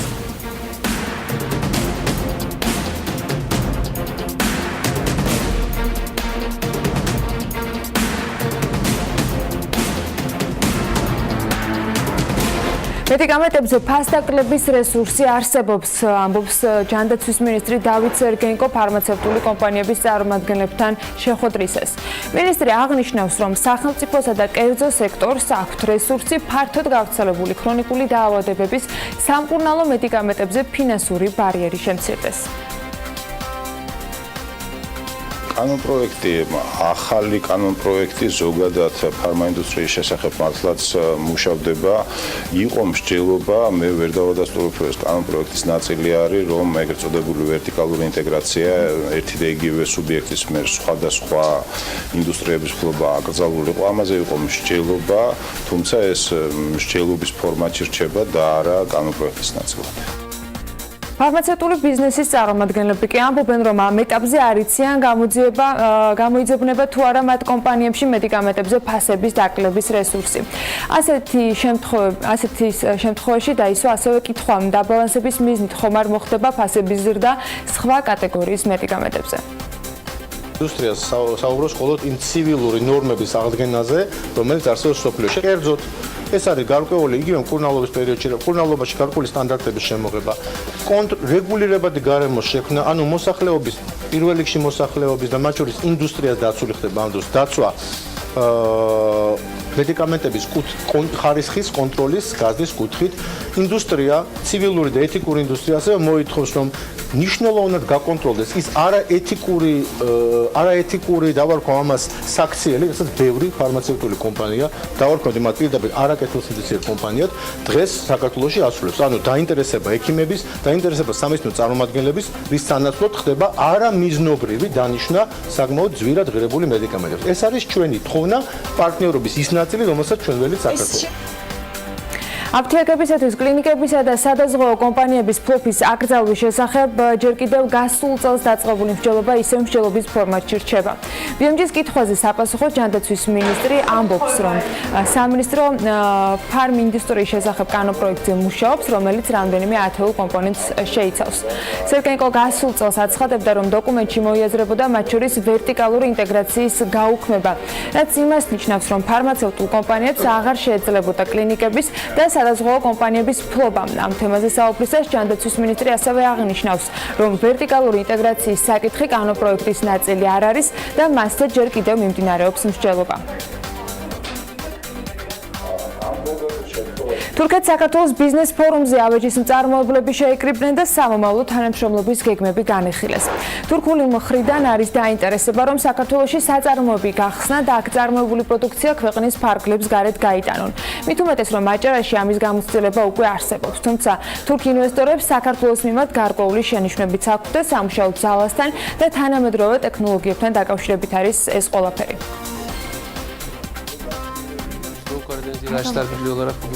ხედავთ, რომ საქართველოს აკლია ტექნოლოგიები და ვაპირებთ ამ მიმართულებით პარტნიორებთან შეხვედრების ჩატარებას. ამასთან პრობლემად მივიჩნევთ მუშახელის კვალიფიკაციას. ამ სექტორშიც დაგეგმილი გვაქვს კონკრეტული პროექტები, რომ გავაუმჯობესოთ სიტუაცია. საქართველოში ბიზნესის წარმოების გამოცდილება უკვე გვაქვს. საუბარია ცემენტზე, ტექსტილსა და საღებავებზე. მინდა ამ სექტორების კიდევ უფრო გაფართოება. საქართველოში ბიზნესისთვის განსაკუთრებულ პრობლემას ვერ ვხედავთ. პირიქით, აქ ჩვენთვის პირობები უფრო ხელსაყრელია. კომპანიის გახსნა ბევრად ადვილია, ბიუროკრატიული ბარიერები არ არსებობს. შესაძლებელია, რომ ამ შეხვედრის შემდეგ საერთო საწარმოების შექმნაზეც ჩამოვყალიბდეთ. ამ დღეებში ტრაბზონში ვაპირებთ 150 მილიონიანი ავეჯის სავაჭრო ცენტრის გახსნას, სადაც ქართულ ბიზნესმენებს შესაძლებლობა ექნებათ წარმოადგინოს საკუთარი პროდუქცია. საქართველოს ხელისუფლება თავის მხრივ ცდილობს, რომ დუალური სწავლება განავითაროს და ეს ერთ-ერთი შედეგის მომტანი იქნება. ის რომ ინვესტიციები განხორციელდება, ახალი ტექნოლოგიების შემოვა, ის რომ იმათვის საინტერესოა საქართველოს ბაზარი იქიდან გამომდინარე, რომ ევროპულ და ამერიკულ ბაზარზე შეიძლება უფრო შეღავათიან პირობებით გასვლა, ეს ალბათ საბოლოო ჯამში ზუსტად იმ შედეგს მოიტანს, რომ განათლების საკითხში ზუსტად იქნება იმის შესაძლებლობა, რომ ჩვენ ახალი კადრები მომზადოთ. ისრაელის ალმასების ბირჟა საკუთარი ციფრული ვალუტის შექმნას გეგმავს, რომლის ღირებულებაც ბრილიანტებით იქნება გამყარებული. მსოფლიოში ყველაზე მსხვილი ბრილიანტების ბირჟის განცხადებით, მათი ციფრული ვალუტა იქნება წარმოდგენილი ორი სახით: კარატი, რომელიც იქნება ორიენტირებული ინვესტორების ფართო წრეზე და ქათი, რომლითაც უკვე ბრილიანტებით მოვაჭრე პროფესიონალები ისარგებლებენ. ახალი ციფრული ვალუტა ალმასების შესყიდვით იქნება გამყარებული ისრაელის ბაზარზე და მისი მონაცემები მსოფლიოს სხვადასხვა ციფრული ვალუტების საფონდო ბირჟებზე აისახება. სხვა კომპანიებისა და კრიპტოვალუტების მსგავსად ნათქვამი არის თავად ალმასების ბირჟის მიერ გავრცელებულ განცხადებაში. ამ ბირჟის დირექტორი ნელი ავიდარას თქმით, კარატის ღირებულებას ექნება ბრილიანტების 25%-იანი მხარდაჭერა და აღნიშნული მას ნამდვილად გამოარჩევს მსოფლიოში არსებული 1400 სხვა კრიპტოვალუტისაგან, წერს სააგენტო France Press-ი.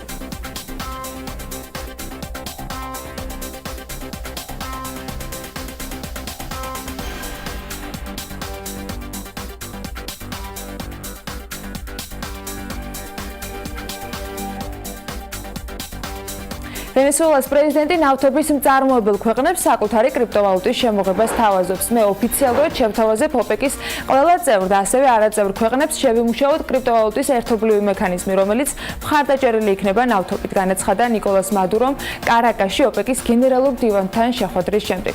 ეს არ არის პირველი შემთხვევა, როდესაც მადურო ციფრულ ვალუტაზე აკეთებს განცხადებას. ვენესუელას პრეზიდენტმა ნავთობით უზრუნველყოფილი კრიპტოვალუტის გამოშვების გეგმაზე გასული წლის დეკემბერშიც განაცხადა. ამ გზით მადუროს შტატების სანქციების გვერდისავლით ვენესუელას ეკონომიკური კრიზისიდან გამოყვანა სურს.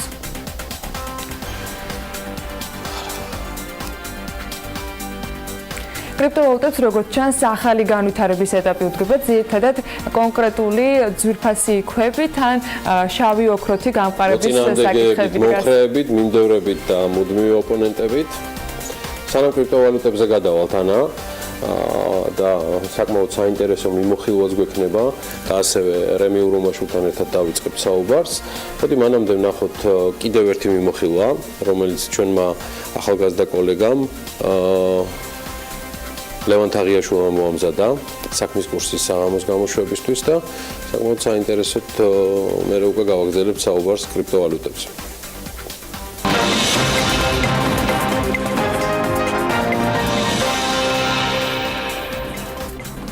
პოლონეთის 74 წლიანი ურთიერთობის შემდეგ აღარ იქნება ბოლომდე დამოკიდებული რუსულ გაზპრომზე, რომელზეც ქვეყნის რესურსების 2/3 მოდის. როიტერსის ცნობით, ქვეყნის პრიორიტეტი ნორვეგიული გაზი იქნება და 2022 წლისთვის გაზპრომის მიერ მოწოდებული თხევადი აირი მთლიანად ჩანაცვლდება და მისი მოცულობა პოლონეთის რესურსების 53% გახდება.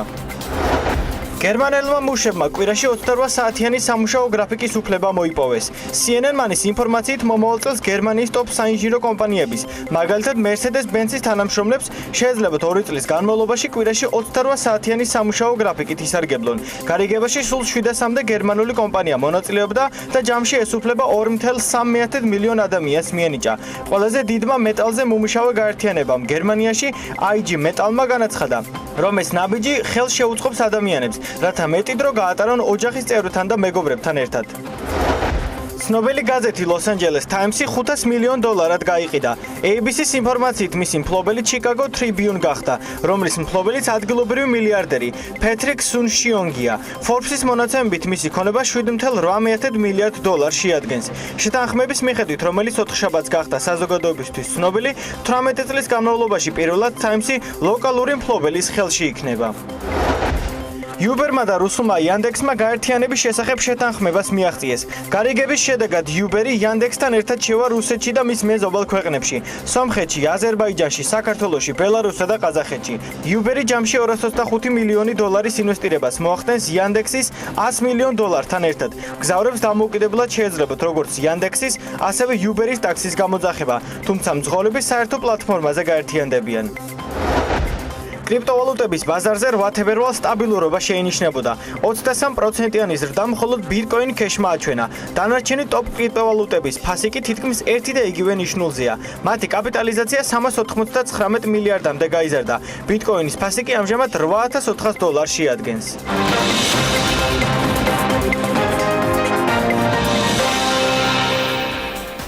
Bitcoin-ის გამომუშავება საქართველოში ერთ-ერთი თემა იყო, რამაც პრინციპში გახადა აქტუალური საკითხი, რატომ იზრდებოდა ელექტრონიკის მოხმარება ქვეყნის მასშტაბით. ის ფაქტი არის, რომ ეს რიცხვები წინასწარ პროგნოზირებულს ემთხოვდა.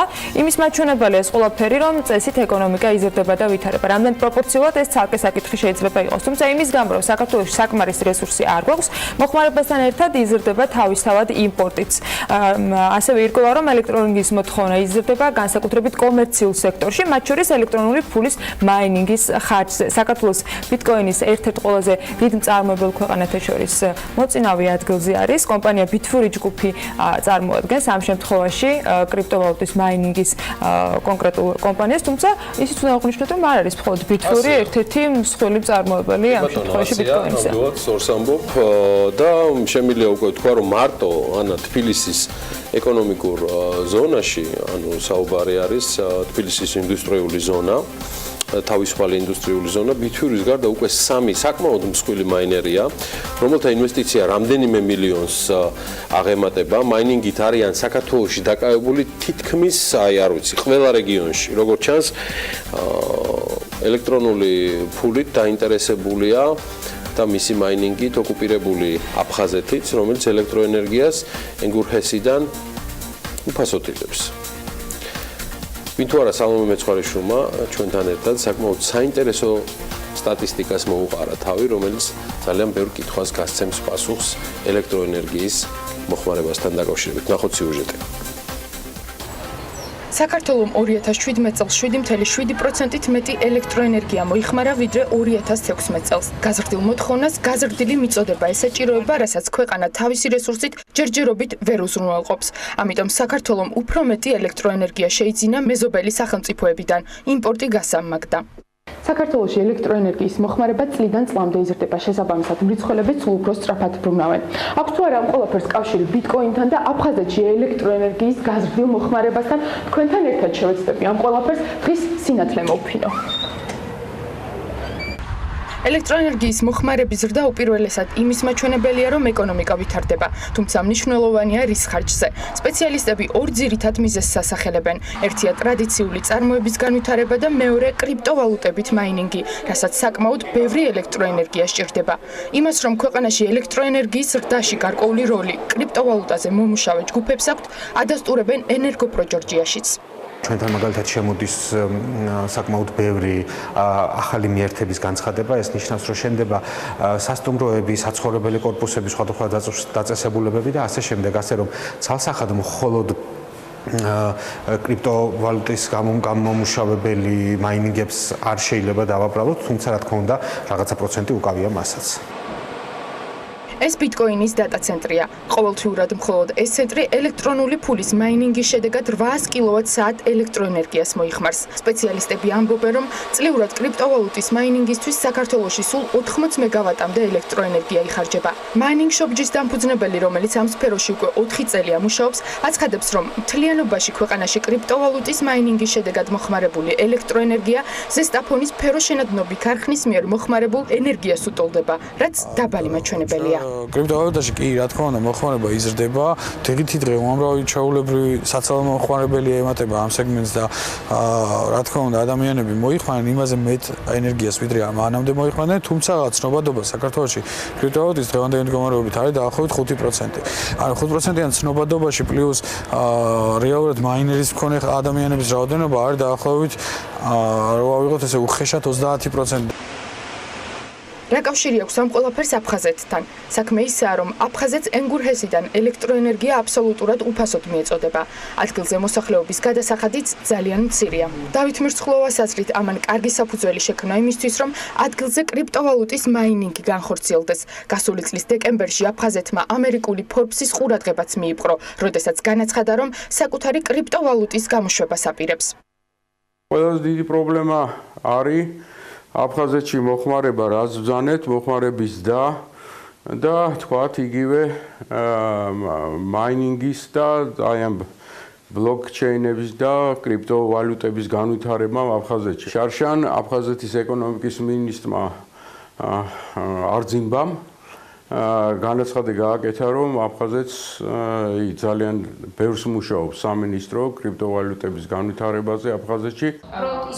მაინერების გავლენას არ უარყოფენ არც გალცენ თაგარჩი. აფხაზეთში ელექტროენერგიის მოხმარებასთან დაკავშირებით კითხვები აქაც აქვთ. აფხაზეთის რეგიონს საკმაოდ მაღალი მოხმარების დაქონდა 2015-ში იყო 9.7%, 16-ში შედარებით ნაკლები 7.2 და წელს იყო 3.9%-იანი ზრდა. წინა წლებში საკმაოდ მაღალი მაჩვენებელი იყო, ასეთ დაგეგმილთან შედარებით მაღალი მაჩვენებელი იყო და კითხვები ჩდება, რის ხარჯზე იზრდება იქ მოხმარება. ფაქტია, რომ კრიპტოვალუტების პოპულარობის მატების ფონზე სულ უფრო იზრდება მაინინგით დაინტერესებული ადამიანების რიცხვი და მოლოდინი, რომ ელექტროენერგიის მოხმარება მომდევნო წლებში კიდევ უფრო მოიმატებს. სპეციალისტები ვარაუდობენ, რომ ხელისუფლებას გარკვეული ნაბიჯების გადადგმა მოუწევს აფხაზეთში გასული ელექტროენერგიის უყაირათოდ ხარჯვის შესამცირებლადაც. მას შემდეგ, რაც ჩინეთმა და სამხრეთ კორეამ კრიპტოვაჭრობის წინააღმდეგ გარკვეული ზომები მიიღეს, იყო საფრთხე, რომ ამერიკაც მატრიქსში ჩადგებოდა, მაგრამ ამერიკა გადარჩა და ამას ჩვენი ფასიანი ქაღალდებისა და ბირჟების კომისიის თავმჯდომარის ჯეი კლეიტონის ჩვენებას უნდა უმადლოდეთ. აქვე არ დავივიწყოთ კრისტოფერ ჯანკარლოც, სასაქონლო ფიუჩერსების ვაჭრობის კომისიის თავმჯდომარემ, მათმა ჩვენებებმა ბაზარი რეგულაციისგან დაიცვეს, მათი ჩვენებების შემდეგ წერდნენ, რომ ისინი მეტად მეგობრულად განწყობილი აღმოჩნდნენ კრიპტოვალუტებისადმი, ვიდრე ბაზარი ამას ელოდა. დღეების განმავლობაში ავის მომასწავლებლად გადაწითლებულ ბაზარზე მათმა ჩვენებებმა გაზაფხულის პირველი მწვანე ააკიაფა. მოკლედ პირველი კვირის გაიაფების შემდეგ ბევრ ანალიტიკოსს სჯერა, რომ კრიპტოვალუტების ბაზარი მყარ აღმავალ ტრენდს დაიბრუნებს და მომდევნო წელი 2017 წელივით წარმატებული აღმოჩნდება, თუ მეტი არა, საიმისოდ ჯერ ბიტკოინის გაჯანსაღებას უნდა მივაქციოთ ყურადღება. ჯერჯერობით ის ყველაზე დიდი კაპიტალიზაციის ვალუტად რჩება, რომლის ფასსაც მთელი კრიპტო სავალუტო ბაზრისთვის გადამწყვეტი მნიშვნელობა აქვს. მოგეხსენებათ, 6 თებერვალს ბიტკოინი თითქმის $6,000-ზე დაეშვა, მაგრამ ამაზე დაბლა ბაზარმა ფასი არ გამოუშვა. კრიპტოვალუტა ამ ფასად უკვე დიდძალ მუშტარს იზიდავს, ვისაც სურს გრძელვადიანი კაპიტალდაბანდება განახორციელოს და მძლავრი კორექციის შემდგომი ფასიც მიიზიდავს. მოდი ახლა ვნახოთ მაშინ რეალურად რაც ხდება, დამთავრდა თუ არა ეს დაღმავალი ტრენდი, ამაში უკვე შოთაც შემოგვიერთდა და შესაბამისად ის უკვე გააგრძელებს თავის ანალიტიკას. მოგესალმებით. აი ეს საინტერესო კითხვაა, დამთავრდა თუ არა დაღმავალი ტრენდი თუ პირიქით პატარა სულის მოთქმის შემდეგ ბიტკოინი ისევ ძირს დაეშვება. როგორც წესი, დიდ ვარდნას 2-3 დღიანი ძალის მოკრება მოსდევს და 20 დღის საშუალო ფასამდე აღწევს ხოლმე შემდეგ ფასი ან ყოფილ საყრდენ ფასებამდე, რომელიც უკვე წინააღმდეგობის წერტილებად იქცნენ. ამ ცხრილზე, რომელსაც ახლა შემოგთავაზებთ, ძალიან ნათლად ხედავთ, როგორც საყრდენ ისე წინააღმდეგობის წერტილებს, კონკრეტულ ფასებს მოქცეულს ფერად ბადეში, რომელსაც ბირჟის ტრეიდერები ფიბონაჩის ბადეს უწოდებენ.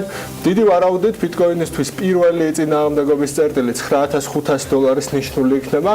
თუ კი ბიტკოინზე მომატებული მოთხოვნა შეძლებს ამ ფასის გადალახვას, შემდეგ უკვე $9920-დან $10700 დიაპაზონში უნდა ვეძებოთ ახალი წინააღმდეგობის წერტილი.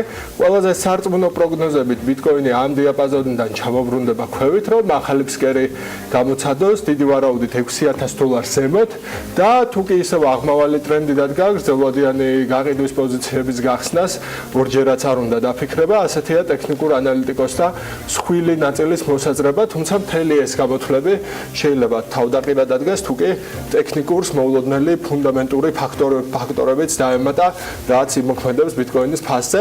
აი სწორედ კრიპტობაზრის ფუნდამენტალების შესახებ საუბარი განვაგრძოთ ჩვენ თანაწამყვანთან ეფრემ ურუმაშვილთან ერთად. გამარჯობა. კორექცია, ყოველ ძირითადი კითხვები, რაც თქვენთან მაყურებელი გვაბარებს, რა ტიპის მოვლენებთან გვაქვს საქმე, ეს არის კორექცია, ეს არის ვოლატილობა, რა ცდილობს ჩამოიშალა თუ არა კრიპტობაზარი, ანუ არის აპათიური დიაგნოზებიც ასე ვთქვათ. ალბათ პრობლემები უფრო ასე ვთქვათ, არა უშუალოდ კრიპტობაზრებში, არამედ ზოგადად საფინანსო ბაზრებშია, როგორც გუშინ აღნიშნე გიორგი შენ. იაპონიიდან დაწყებული, ამერიკის დამთავრებული და პირიქით 5%-იანი ვარდნა ჰქონდა ყველაზე გამოცდილ საფონდო ინდექსებს და მოკლედ ბევრი ექსპერტი იძახდა ამას, რომ ეს არაფერია 5%-იანი ვარდნაო, მაგრამ დამერწმუნეთ, როცა ესეთი გამოცდილი საფონდო ინდექსები დღეში 5%-ით ვარდება, დამერწმუნეთ, რომ ჩამოშლის ტოლფაცია ეს საფინანსო ბაზრების შესაბამისად ჩნდება მოლოდინები, რომ უფრო უარეს მოლოდინები ჩნდება და თუ კი საფინანსო ბაზრებს, გამოცდილ საფინანსო ბაზრებს ინდექსებს და უჯონს ნიკეის და შემდეგ მოსდევს ესეთი, ასე ვთქვათ, ცუდი ტენდენცია, აქედან გამომდინარე, კრიპტობაზრებიც, ასე ვთქვათ, ფრთხილად ეკიდებიან ამ, ასე ვთქვათ, მიმართულებას და ინვესტორები, ის ხალხი, ვინც უშუალოდ ფულს აბანდებს ამაში, ცდილობს რაღაც პერიოდი, მოკლედ თავისი ნაღდი ფული დაიჭიროს ხელში და დაელოდოს ზოგადად საფინანსო ბაზრების დარეგულირებას, რა თქმა უნდა, დამშვიდებას. მე განწყობთ, რომ კრიპტობაზრები იმაზე მალე აღიდგენს თავის თავს, ანუ თავის ღირებულებას, ვიდრე ეს რეალურად ეს მოლოდინი და შიშები ყველას განსხვავებული აქვს. ხო, ამ შიშების მიზეზი შეიძლება ეს ინფორმაცია იყოს.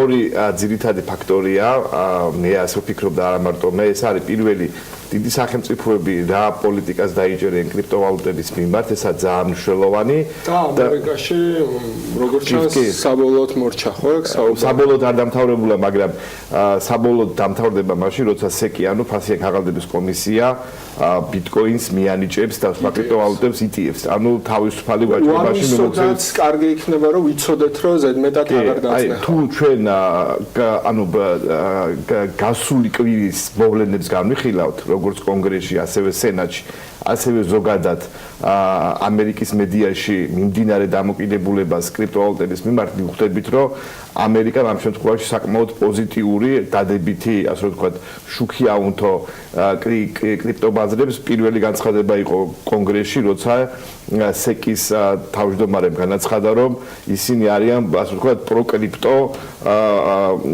მიმართულების, ანუ ისინი ემხრობიან კრიპტოვალუტებს. პირველი და მეორე ძალიან მნიშვნელოვანი განცხადება გუშინ გააკეთა ნიუ-იორკში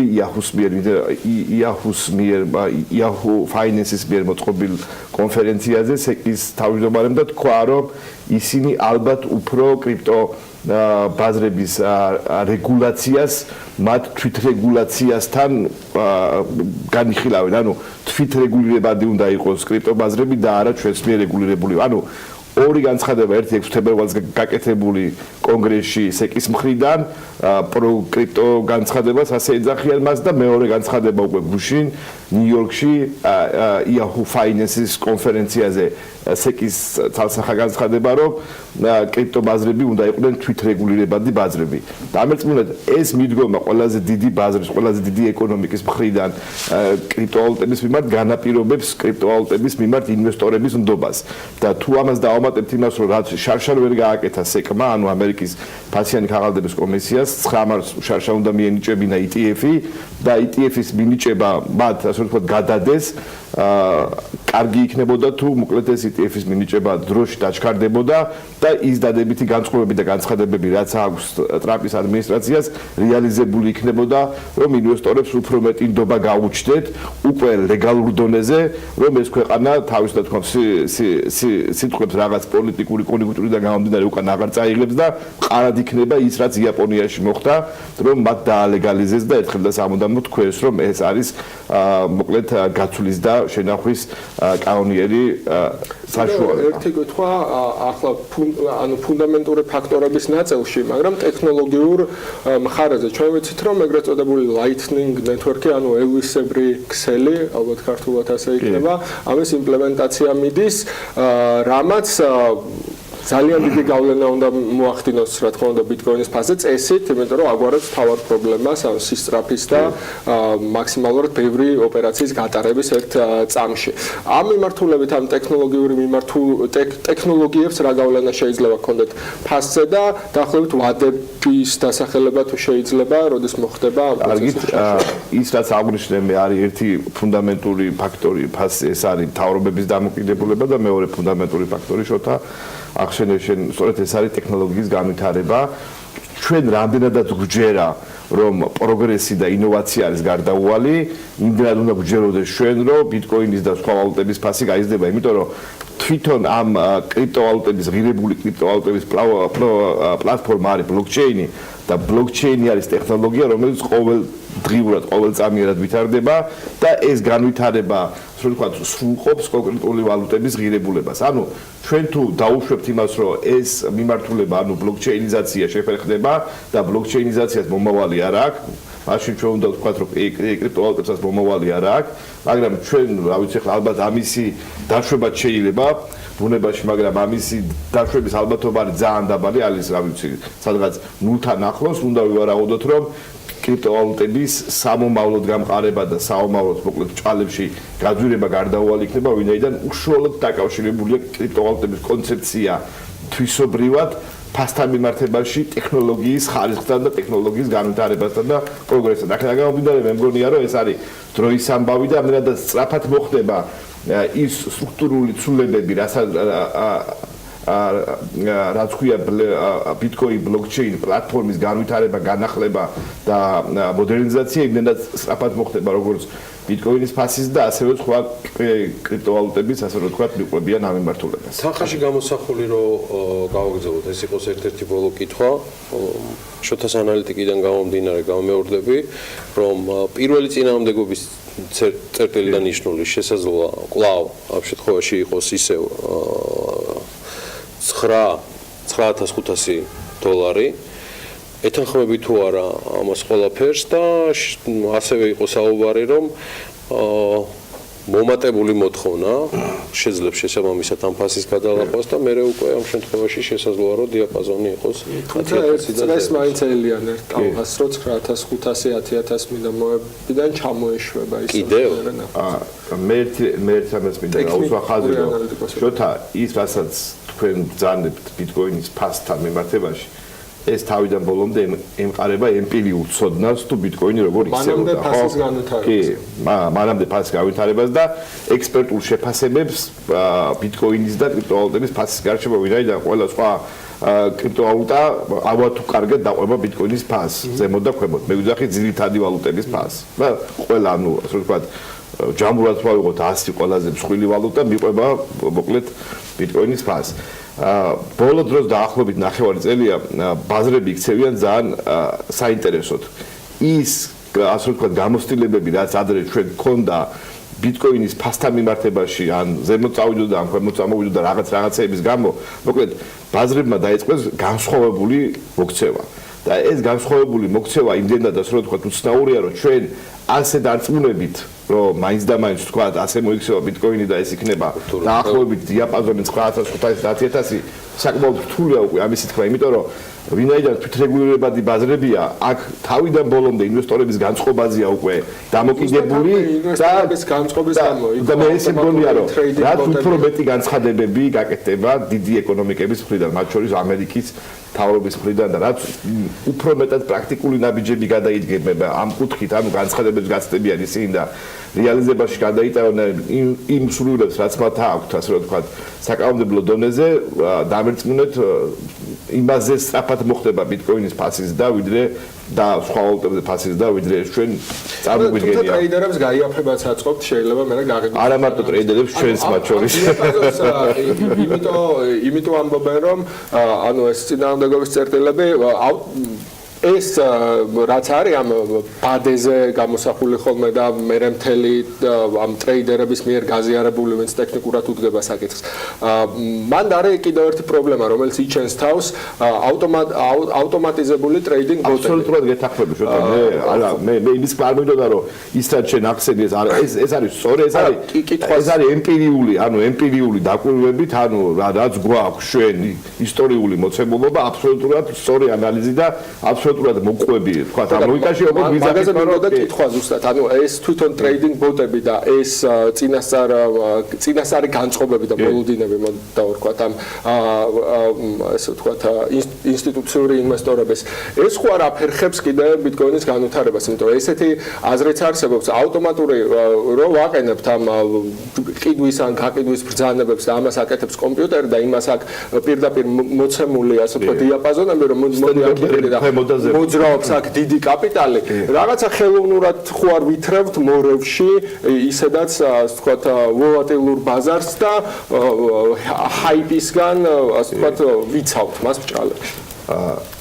შოთა საკმაოდ საინტერესო კითხვა დასვი და ის რაც ახასიათებს კრიპტობაზრებს ეს არის ასე რომ ვთქვათ რეგულაციების გარეშე არსებობა და მე მგონია რომ ამ კუთხით ჩვენ რეგულაციების მომხრე არ უნდა ვიყოთ და არ უნდა ვთქვათ რომ რაღაცის ქვემოთ არ შეეძლოს ვთქვათ ერთ ძით ვთქვათ ტრეიდერს რაღაცის ქვემოთ ან ზემოთ ანიყიდოს ან არ გაყიდოს ის რაც გუშინ Yahoo Finance-ის კონფერენციაზე ნიუ-იორკში გააკეთა განცხადება SEC-მა ამერიკის ფასიანი ქაღალდების კომისიამ რომ ეს ბაზრები უნდა იყოს თვითრეგულირებადი ეს იმაზე მეტყველებს რომ მოკლედ ის მოცემულობა რაც გვაქვს ჩვენ კონკრეტულად ფასთან მიმართებაში, ხო? ეს არის თავიდან ბოლომდე მოთხოვნა მიწოდება და ნდობა. ეს დარჩება ქვაკუთხედად ამ ასე რომ ვთქვათ მიმართულების, ამ ბიზნეს მიმართულების განვითარების ასე რომ ვთქვათ რემი, მადლობა. თან ვიცი რომ ბილტაისთან მიგეჩქარება. არა მარტო მე. არა მარტო შენ. ხო და ამიტომ ცოტა ხანით დაგველოდეთ და ეხლა არ უნდა ამას განსაკუთრებული დაანონსება, ბოლო 2 დღეა სრულიად სოციალური ქსელი და საზოგადოება, ანუ ყოველ შემთხვევაში ჩვენს გარშემო ვინც არის. ამ დროზე არის მომართული, წიგნის დროზეა უკვე მომართული. ძალიან მაგარი რუბრიკა იწყება და სულ რამდენიმე წუთში კიდევ ბევრს გეტყვით მის შესახებ.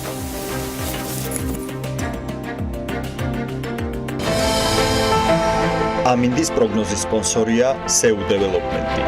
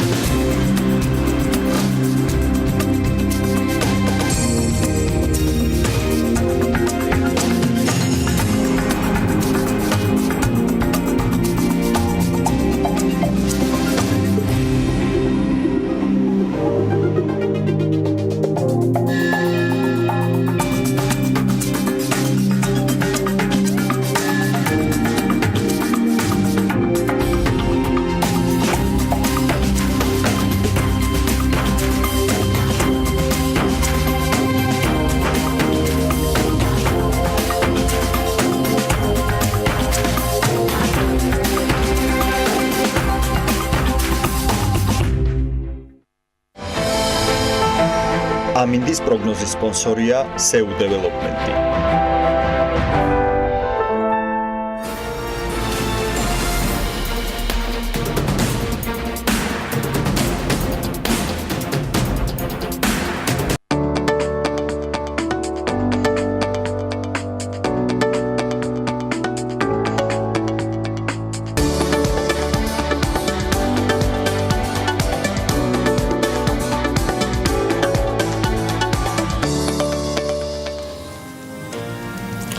მოკლედ საქმიანი დილა იწყებს ახალ რუბრიკას. მე წინასწარ შემიძლია ვთქვა, რომ არ ვიცი, სუპერ საინტერესო ეთერები გელით.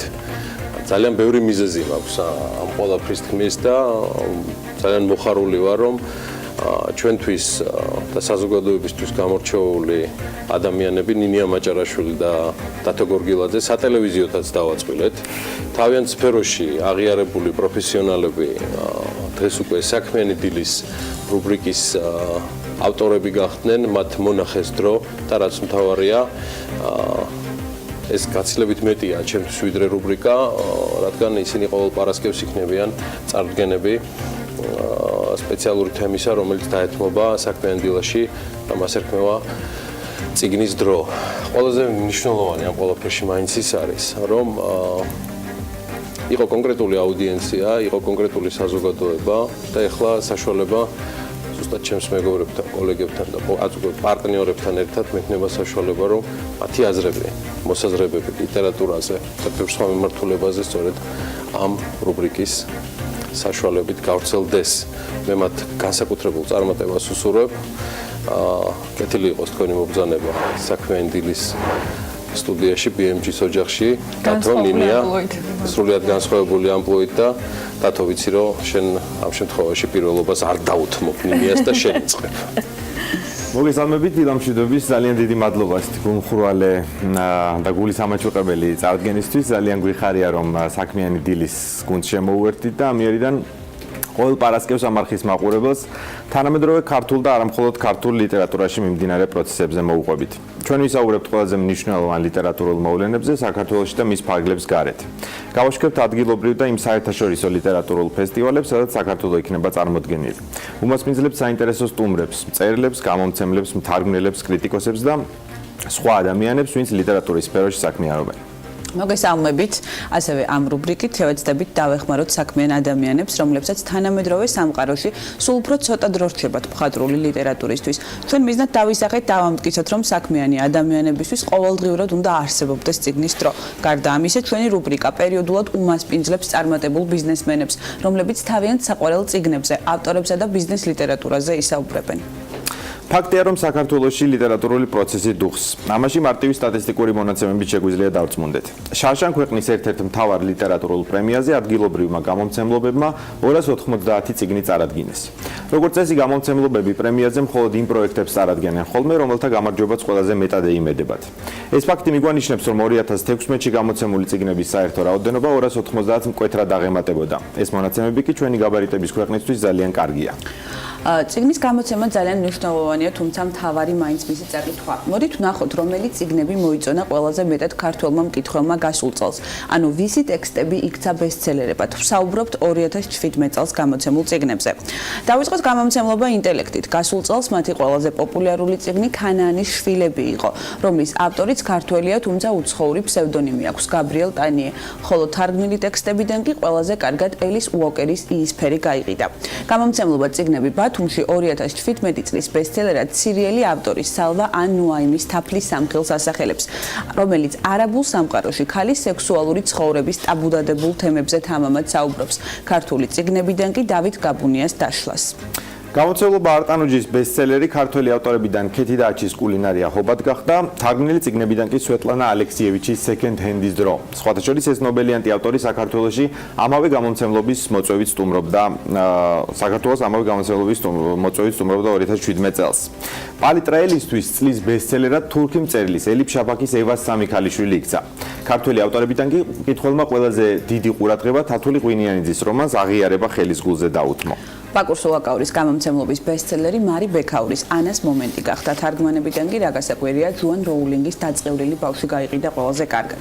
რაც შეეხება გამომცემლობა სიესტას, ყველაზე წარმატებული წიგნი გამომცემლობისთვის გიორგი კეკელიძის გურული დღიურების მეორე ნაწილი აღმოჩნდა. მაგრად ბატონიშვილის სამზარეულოს წიგნი და ბიბლია სულხან საბა ორბელიანის რედაქციით. თავის ბესტსელერებად ამ ტექსტებს ასახელებს ქარჩხაძის გამომცემლობა. რაც შეეხება დიოგენეს, მათ მიერ თარგმნილი ლიტერატურიდან კარლ გუსტავ იუნგის მეტამორფოზის სიმბოლოები, ქართული წიგნებიდან კი ირმა ტაველიძის სტალინის ნაძვები გაიყიდა ყველაზე კარგად. გასული წელი წარმატებული აღმოჩნდა ქართველი ავტორებისთვისაც საზღვარგარეთ, განსაკუთრებით კი გერმანიაში. ერთ-ერთი ავტორი, რომლის წიგნმაც გერმანულენოვან მკითხველში დიდი მოწონება დაიმსახურა, დღეს ჩვენი სტუმარია. ზურაბ ქარუმიძის დაგნიანუს სიყვარულის ნადიმი გასულ კვირას გამოცემა SVR-მა საუკეთესო წიგნების სამეულში შეიყვანა. ამ რეიტინგში ზურაბ ქარუმიძე წინ უსწრებს ისეთ ავტორებსაც კი, როგორებიც ელენა ფერანტე და პეტერ ჰანკე არიან. წიგნი ინგლისურ ენაზე დაიწერა და ის დაგნი იუელის სიცოცხლის ბოლო 3 კვირას აღწერს. SVR-ის სამეულში მოხვედრამ ამ წიგნის ერთადერთი წარმატება არ არის. ის დუბლინის ინგლისურენოვანი ლიტერატურის ნომინაციაშიც მოხვდა უმბერტო ეკოს, მიშელ უელბეკისა და სტივენ კინგის წიგნების გვერდით.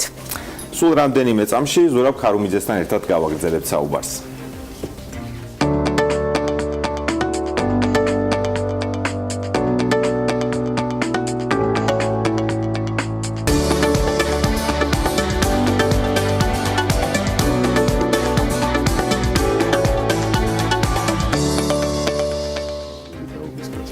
მოგესალმებით ბატონო ზურაბ, ძალიან დიდი მადლობა რომ ესე სიცხამდილით ჩვენთან მოგბრძანდით. დიდი მადლობა, მოგესალმებით. ბატონო ზურაბ, პირველი შეკითხვა გვექნება ასეთი. რატომ გადაწყვიტეთ ამ წიგნის ინგლისურ ენაზე დაწერა? ანუ გულისხმობ იმას, რომ ხო არ გინდოდათ, ხომ არ ფიქრობდით, რომ მცირე ენაზე დაწერილი წიგნი გულისხმობ ენას, რომელზეც მაქსიმუმ 5 მილიონი ადამიანი ლაპარაკობს, უფრო ნაკლები წარმატების მომტანი შეიძლება ყოფილიყო თქვენი წიგნისთვის, ვიდრე საერთაშორისო ენაზე დაწერილი წიგნი. კიდევ ერთხელ მოგესალმებით, მადლობთ მოწვევისთვის და გილოცავთ ამ ახალი კაი საქმის დაწყებას. მადლობა. რა გითხრათ, ისიც გადაწყვეტილი აფერი არ ქონდა. დავჯექი და დავიწყე წერა ინგლისურად პირდაპირ. არც კი მიფიქრია თავიდან, რომ აი უნდა დავждე ახლა და დავწერო ინგლისურად და ასე შემდეგ. დავჯექი და პირდაპირ წავიდა ინგლისურად. ისო ჩემი მეუღლე გაკვირვებული მიყურებდა რა შვებიო, რამ გადაგრეაო, მაგრამ გამოვიდა ესე. მაგრამ მე რა თქმა უნდა ვიფიქრე მაგაზეც და კი ძირითადი мотиваცია იყო უფრო დიდ კითხულზე გასვლა, უფრო დიდ აუდიტორიაზე გასვლა. ინგლისურენოვანი აუდიტორია მოიხსენებათ უზარმაზარია. გარდა ამისა, ვინაიდან წიგნში მაინც ძალიან ბევრია ქართული ნარატივი და საქართველოს ამბავი, მე მინდოდა თავისებური გლობალიზაცია, ასე ვთქვათ, საქართველოსი და უფრო ახლოს მიმეტანა აი ეს ნარატივები ინგლისურენოვანი მკითხველისთვის და ამიტომაც ავარჩი ინგლისური ენა. როგორ ფიქრობთ, რამ განაპირობა დაგნის ესეთი საერთაშორისო აღიარება? ანუ ყველაზე მეტად რა შეიძლება და მოსწონებოდა გერმანულენოვან მკითხველს? არ ვიცი, იცით ახლა თვითონ რასაც წერენ ის ალბათ იმის ციტირება შეიძლება, მაგრამ ყველა ამბობს, რომ რაღაც გარეკილი წიგნია და უჩვეულო წიგნია, wild book ესე ეძახიან და აწყვეტილი და fulminante. რა ვიცი, ესეთ ეპითეტებს ისვრიან, რომ ალბათ რაღაც სტანდარტებში ვაჟდება, ალბათ იმან მოქმედა. ბატონო ზურაბ, როცა არამხოლოდ დაგნის ვეხებით, როცა ზოგადად ტექსტზე იწყებთ მუშაობას და მუშაობთ, რამდენად ითვალისწინებთ საერთაშორისო აუდიტორიის აზრს თუ უშუალოდ ქართველი მკითხველის გემოვნებაზე ხართ თქვა? აბსოლუტურად ამითვალისწინებ არც ერთს არც მეორეს, არ ამგონია რომელიმე მწერალი ხა იჯდეს და მაგას ითვალისწინებდეს. კი რაღაც ეფექტებზე რა თქმა უნდა თამაშობს ავტორი, გამომდინარე იმ აუდიტორიიდან რომელსაც მიმართავს, მაგრამ მე ამით ერთ რამეს გეწყვით უბრალოდ. აი თავარი მომენტი ინგლისურად წერისას, რაც მე საკუთარ თავში დავიჭირე. მე ინგლისურად წერისას გაცილებით უფრო მეტ შინაგან თავისუფლებას ვზნობდი, ვიდრე ეს წიგნი ქართულად რომ მეწერა. აი დაახლოებით უცხოეთში რომ მიდიხარ სადღაც და ბატონ ბევრი ადამიანი ალბათ ვერ წაიკითხავთ. არ ვიცი, ვერ გეწყვით. ესე იგი შინაგანი რაღაც ცენზურა მოიხსნა. აი ცენზურა რომელიც იმუშავებდა ქართულად რომ ეწერა, მოიხსნა და ვიყავი აბსოლუტურად რაღაც აწყვეტილი და ვიღახსნი. ერთი მნიშვნელოვანი კითხვა მინდა დაგისვათ, როგორც აღნიშნე, რომ ბევრი ადამიანი, რომელსაც ინგლისური ენის კითხვის პრობლემა აქვს, ვერ კითხულობს დაგნის, ანუ სიყვარულის ლანდიმს. ნაბოკოვის მსგავსად ხომ არ გეგმავთ, რომ თქვენ თვითონ თარგმნოთ თქვენი ტექსტი ქართულ ენაზე და შემდეგ კონკრეტულმა გამომცემლობამ პასუხისმგებლობის ქვეშ აიღოს მისი გამოცემა? იცით რა, 12 წელი გავიდა, რაც ეს წიგნი დავწერე. 12 წელი გავიდა და ეს ყველაფერი ჩემთვის შინაგანად, ემოციურად რაღაცნაირად ჩავლილია უკვე. ხელახლა ამ ემოციაში ამ ემოციურ რაღაც სტიქიაში გაძრობას მე რაღაცნაირად აღარ ვაპირებ. არ მინდა ყოველ შემთხვევაში. როგორი უცნაურია 12 ნუ დაბრუნდები იქ, სადაც ოდესღაც ბედნიერი იყავიო, ხო ისეთი გამოსვლა. ასე 12 წლის შემდეგ წიგნი გაცოცხლდა, თავიდან დაიბადა და ევროპა შეეგება ძალიან. კი, არა მარტო ევროპა, თურქეთში, თურქულ გამოცემასაც ძალიან კაი რეზონანსი ქონდა თურქეთში. თურქულ გამოცემასაც. ბატონ ზურაბ, აუცილებლად უნდა გითხოთ ფრანკფურტის წიგნის ბაზრობის შესახებ, სადაც საქართველოს ოქტომბერში თავარი სტუმრის სტატუსით წარსდგება. რას მოელით ფრანკფურტის წიგნის ბაზრობისგან თქვენ და თქვენი აზრით რას უნდა მოელოდეს ქართული ლიტერატურა? ფრანკფურტის წიგნის ბაზრობა საქართველოს ესეთი საპატიო სტუმრის სტატუსით გამოსვლა ძალიან მნიშვნელოვანი იქნება ქვეყნის პოზიციონირებისთვის. ეს იგივე რომ თბილისის დინამოს UEFA-ს ფინალურ სტადიაზე ეთამაშებს. მიტან რაღაც ევროპის საქართველოს ნაკრებს ეთამაშა მსოფლიო ჩემპიონატის ფინალურ სტადიაზე ფეხბურთში. აი იგივეა ანალოგიურად όμως ლიტერატურულ და საგამომცემლო საქმისათვის თავისთავად უკვე აქედან ჩანს ნახელავ მნიშვნელობა აქვს. კიდევ ერთხელ უნდა ვაჩვენოთ, რომ ჩვენ მართლა ტყუილად არ მივისწრაფით ევროატლანტიკურ სამეგობროში თავის დამკვიდრებისაკენ და უნდა ვაჩვენოთ ჩვენი კულტურა უპირველეს ყოვლისა, რა თქმა უნდა.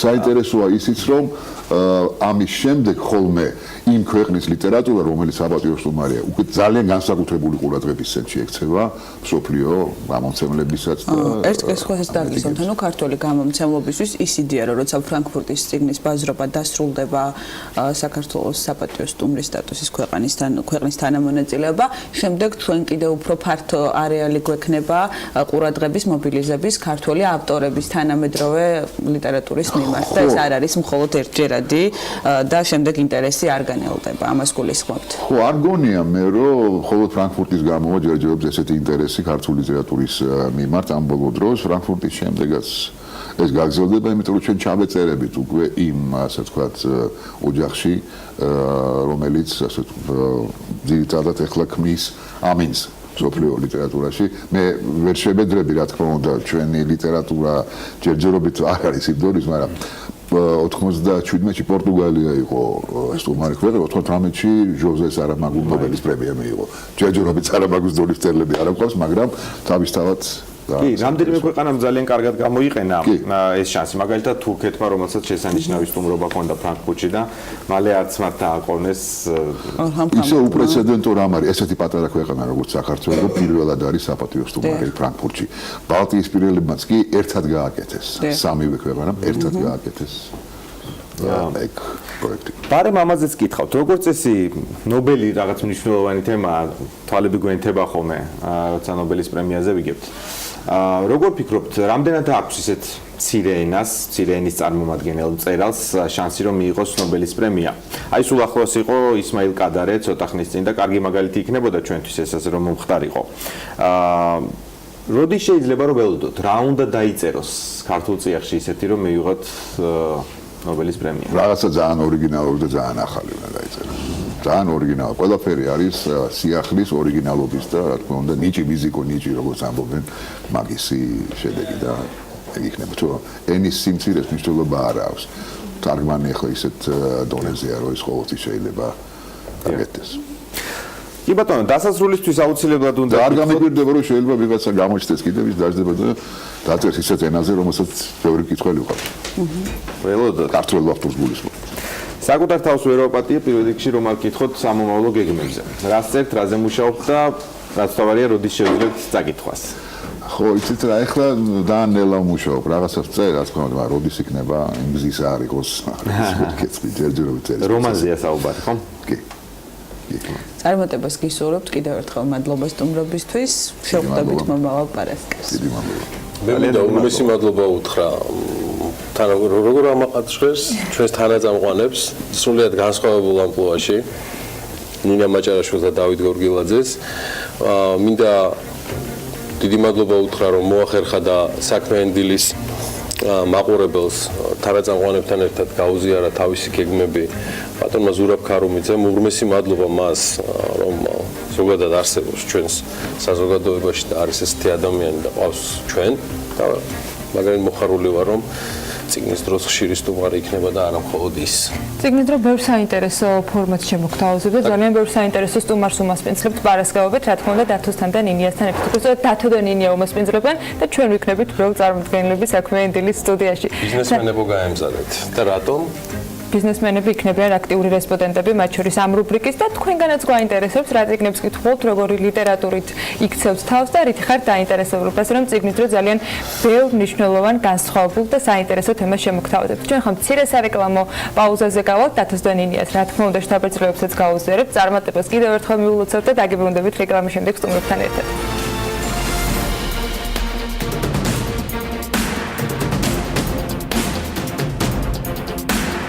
რვა ქართული ჯგუფი ეს სილიკონ ველისკენ იღებს ორშაბათ სან-ფრანცისკოში Virexis Google-ის მიერ შერჩეულ 50 ელში იქნება წარმოდგენილი. მათთან ერთად საქართველოს კიდე რამდენიმე სტარტაპი იქნება სილიკონ ველიზე, რა გეგმები აქვს დამწყებ ბიზნესებს შტატებში და როგორ იქნებიან წარმოდგენილები, ამაზე ვისაუბრებთ ჩვენ სტუმრებთან ერთად. Colin Donahue, Startup Grindis თანადირექტორი გიორგი ტუხაშვილიც დღეს Startup Grindis თანადირექტორის სტატუსით არის ჩვენთან ერთად. Virexis თემას აუცილებლად დაუბრუნდებით, თუმცა მე მანამდე მაინტერესებს მუდმივი მიმოწერა მაქვს რა კოლინთან და სხვებთან ამ თემაზე. სად არის რა ეტაპზე არის Startup Grindis და მე უკვე გადავინაცვლებთ სან-ფრანცისკოში და ამბებში. Good morning, great to have you here. Yeah, great to be here. Colin, tell us a bit more. Where is Startup Grindis right now? What's the existing place? Startup განვითარების რა ეტაპზე იმყოფება სტარტაპი? 2017. და მინდა ვიცოდე როგორი იყო 2017 წელი თქვენი კომპანიისათვის და როგორია თქვენი გეგმები სამომავლოდ. 2017 წელი ჩვენი კომპანიისთვის დასაწყისი, როდესაც ჩვენ დავაფუძნეთ ჩვენი სტარტაპი და დაახლოებით 300-ზე მეტი ქალაქი იყო მოცული ამ სტარტაპის მასშტაბი. დღეს კი უკვე თბილისიც არის ჩართული, ჩვენ ყავდა ძალიან კარგი სპიკერები, ჩვენ დაგვეხმარნენ სხვადასხვაებული საელჩოები იმისათვის, რათა ჩამოგვიყვანა საქართველოში ბევრი საინტერესო სტუმარი, შესაბამისად ძალიან საინტერესო წელიწადი იყო და ახლა სურს დავაკავშიროთ საქართველოს რამდენიმე სტარტაპი ამ საზოგადოების მასშტაბით. So what I want to add to grind is that it's მის დამატება მინდა რომ ეს არის სტარტაპ გრაინდი არის ყველაზე მასშტაბური საზოგადოება და სწორედ საზოგადოება არის ყველაზე მნიშვნელოვანი ნაწილი ჩვენი სტარტაპისა. და საახლობი 7000-მდე კომპანია იქნება წარმოდგენილი იმ ღონისძიებაზე, რომელსაც ჩვენ დავესწრებით და ძალიან პროფესიონალი სპიკერები ასევე იქნებიან წარმოდგენილები.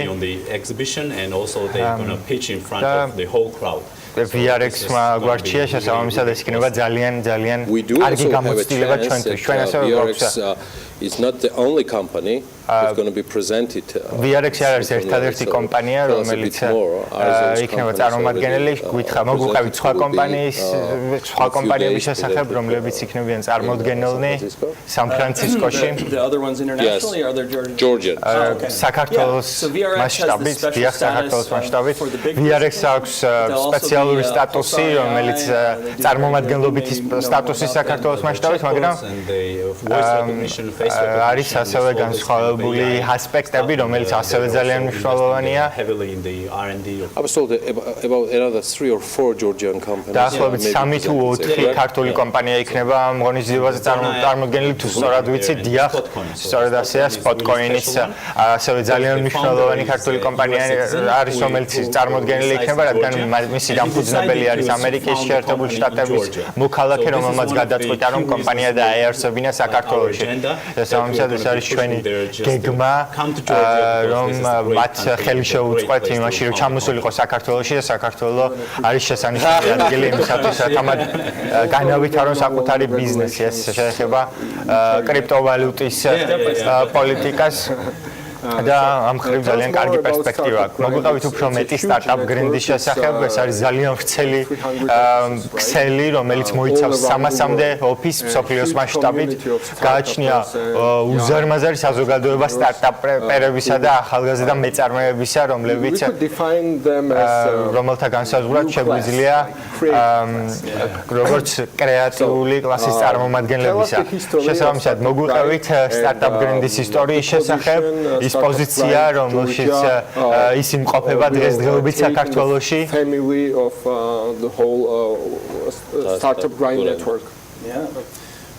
Well, right now I think that the Georgian chapter has gotten a certain amount of recognition internationally. საქართველოს წარმომადგენლობაში ჩვენ გვაქვს ძალიან დიდი წინსვლა და საერთაშორისო აღიარებაც მოვიპოვეთ.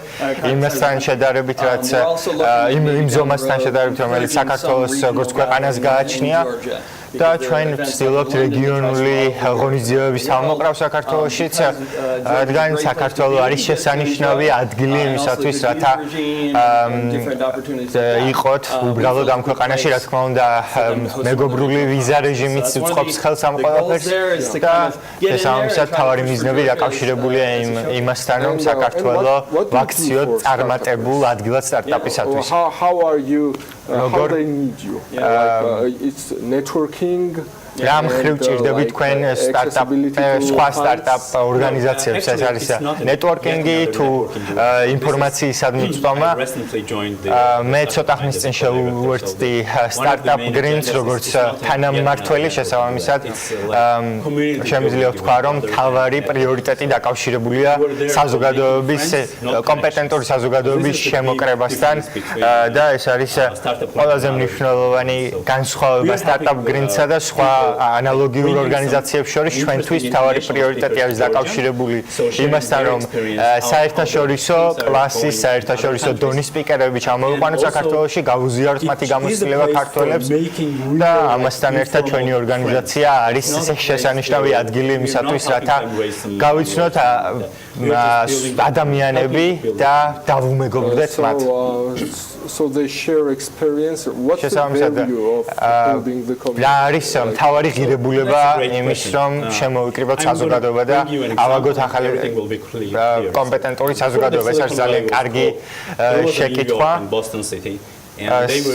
ბოსტონსა და ნიუ-იორკში ხდებოდა ფინანსური თუ განსხვავებული ოპერაციების თავმოყრა და ეს იყო ერთგვარი ჰაბი ამგვარი ოპერაციებისა და როდესაც ადამიანები სტარტაპზე ფიქრობდნენ, პირველ რიგში სწორედ ამ ტერიტორიაზე ტრიალებდა მათი აზრები.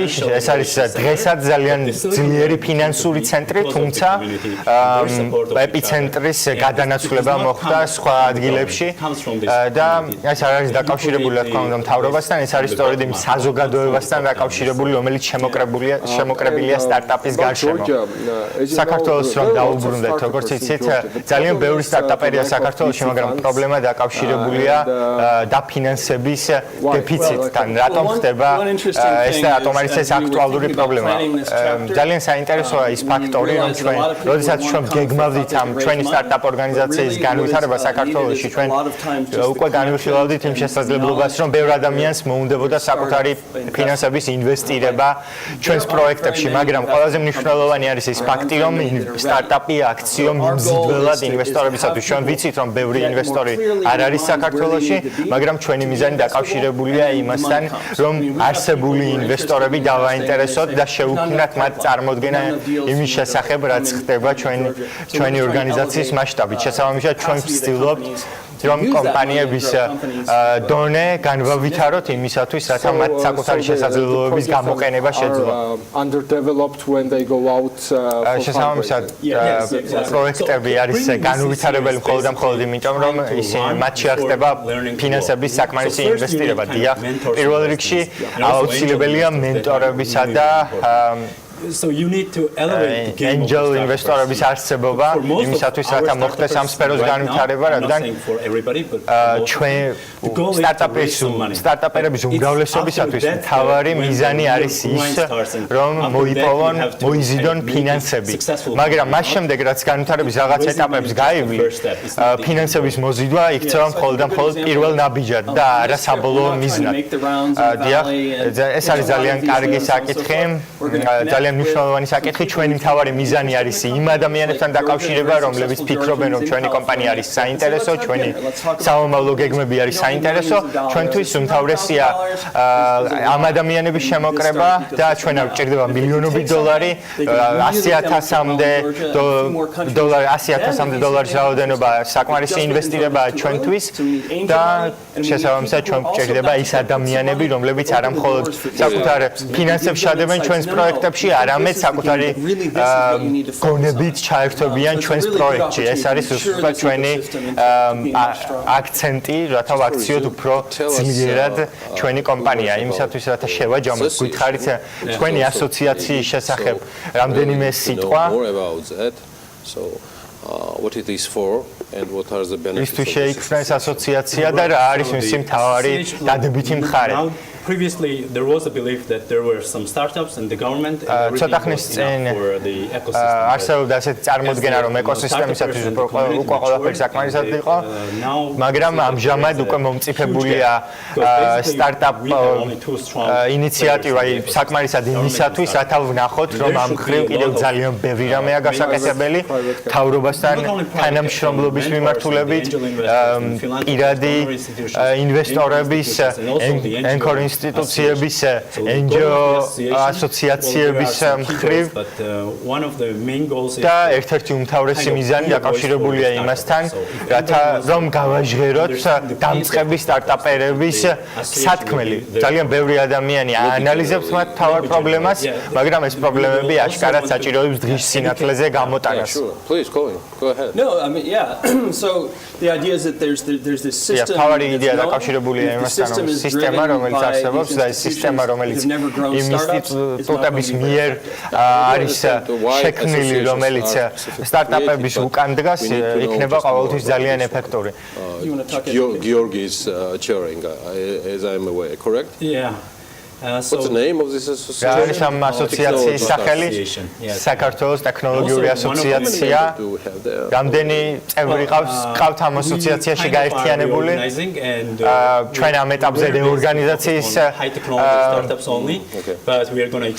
პერიოდში ვართ, გარდამავალ პერიოდში შესაბამისად ვცდილობთ ახალი წევრების მოზიდვას და განსხვავებული მიზანი დაკავშირებულია განათლების დონის აწევასთან, რადგან ყველას სურს ფულის ინვესტირება და შემდეგ მოგების მიღება უკვე მეორე დღესვე, მაგრამ ძალიან დიდი დრო სჭირდება ამგვარი წარმატების მიღწევას და შესაბამისად ამის გაანალიზებას ესაჭიროება განათლების საკმარისი დონე.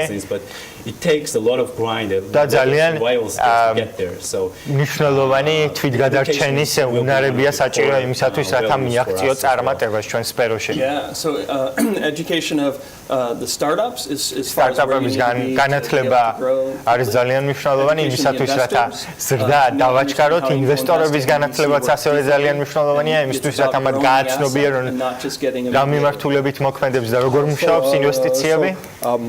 Do we need this special kind of ჭირდება თუ არა სპეციფიკური ცოდნა იმის შესახებ, თუ როგორ უნდა მივუდგეთ ტექნოლოგიურ ბიზნესს საქართველოში. ეს არის ძალიან კარგი შეკითხვა. აი მაგალითად, როდესაც ხარ ინვესტორი, როგორ უნდა მივუდგე ტექნოლოგიურ ბიზნესს? რა არის ის რჩევები, რომელიც თქვენ შეგიძლიათ მისცეთ ბიზნეს საზოგადოებას, რომელიც ამ მიმართულებით არის დაინტერესებული? მე ხაზს გაუსმევდი, რომ ძალიან განსხვავებული მიდგომაა საჭირო იმასთან შედარებით, რა მიდგომითაც ბევრი ინვესტორი დღეს საქართველოში ამ ყველაფერს განიხილავს. რადგანაც რაც ხდება დღესდღეობით არის დაკავშირებული იმასთან, რომ შეიქმნას სისტემა იმასთან მიმართებით, რაც არის განმეორებადი, მაგრამ კომპანიიდან არაფერს ხარჯავ, უბრალოდ ახდენ ინვესტირება, შესაბამისად განიცდის სწრაფ ზრდას და მიზანი რა თქმა უნდა დაკავშირებულია 3, 7 თუ 10 წელიწადში 10 ჯერ უფრო მეტი მოგების მიღებას, შესაბამისად ეს არის განსხვავებული მიდგომასთან დაკავშირებული და არსებობს უამრავი კომპანია, რომელიც უბრალოდ ვერ მიაღწევს წარმატებებს. სწორედ ამიტომ ჩვენ არ ვახდენთ ინვესტირებას ნებისმიერ კომპანიაში. წინასწარ უნდა შეისწავლო თუ რომელ კომპანიაში გსურს ინვესტირება, მაგალითისთვის თუ კი Skype-ში მოახდენ საკუთარი ფინანსების ინვესტირებას, მიიღებ ძალიან დიდ მოგებას. And the return that he got მე ვიცნობდი ადამიანს, რომელმაც Uber-ში მოახდინა ინვესტირება და ის მოგება, რომელიც მან მიიღო, იყო კოლოსალური, შესაბამისად ეს არის დაკავშირებული განსხვავებულ მიდგომებთან, განსხვავებულ ტექნოლოგიებთან. თქვენ შეიძლება ყავდეთ 10 მომხმარებელი ან 10 მილიონი მომხმარებელი, მაგრამ პლატფორმა ყოველთვის ერთი და იგივეა. დიდი მადლობა ამ პრეზენტაციისათვის. წარმატებას უსურვებს სტარტაპ გრინს, თქვენს ასოციაციას და წარმატება რა თქმა უნდა ვაირექსსაც დონაჰიუ და გიორგი ტუხაშვილი სტარტაპ გრინდის თანადირექტორები სტუმრობდნენ. მადლობა მათ საკმაოდ საინტერესო ამბებისთვის. გავიდეთ მოკლე რეკლამაზე და სულ მალე კიდევ ერთი სტუმარი თბილისში სამშენებლო ნებართვების გაცემის გართულებასთან დაკავშირებით პროცედურების გაგვესაუბრება და გვეუბნება საკმაოდ საინტერესო საუბარი გვერდის წინ.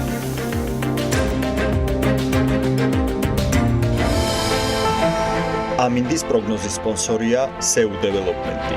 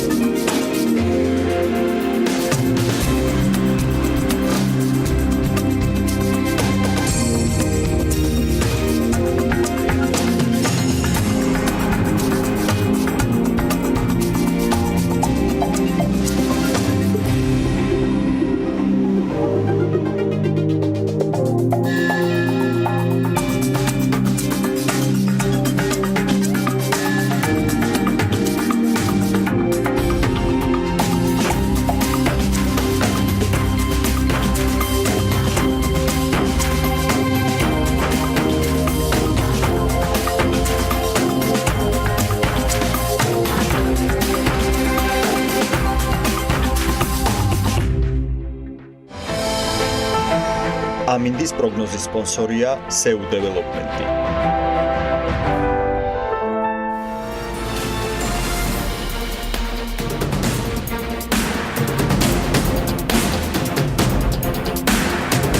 თბილისში სამშენებლო ნებართვების გაცემა რთულდება. კახაკალაძის განცხადებით, ნებართვების გაცემის პროცესში არქიტექტურის სამსახურთან ერთად ტრანსპორტის და ეკოლოგიის გამწვანების სამსახურებიც იქნებიან ჩართულები. მერის განცხადება უკვე შეაფასეს სამშენებლო კომპანიებმა. თათია ჩაფეჩაძის და გიორგი ჟივიძის მიერ მომზადებული სიუჟეტი ვნახოთ. შემდეგ უკვე ამ თემაზე სტუმართან ერთად გავაგრძელებთ საუბარს. გამწვანების პროექტი და ტრანსპორტის მოძრაობის სქემა. ეს არის ის ორი ძირითადი დოკუმენტი, რომლის ჩაბარებაც სამშენებლო კომპანიების წარმომადგენლებს ობიექტის პროექტთან ერთად მოუწევთ.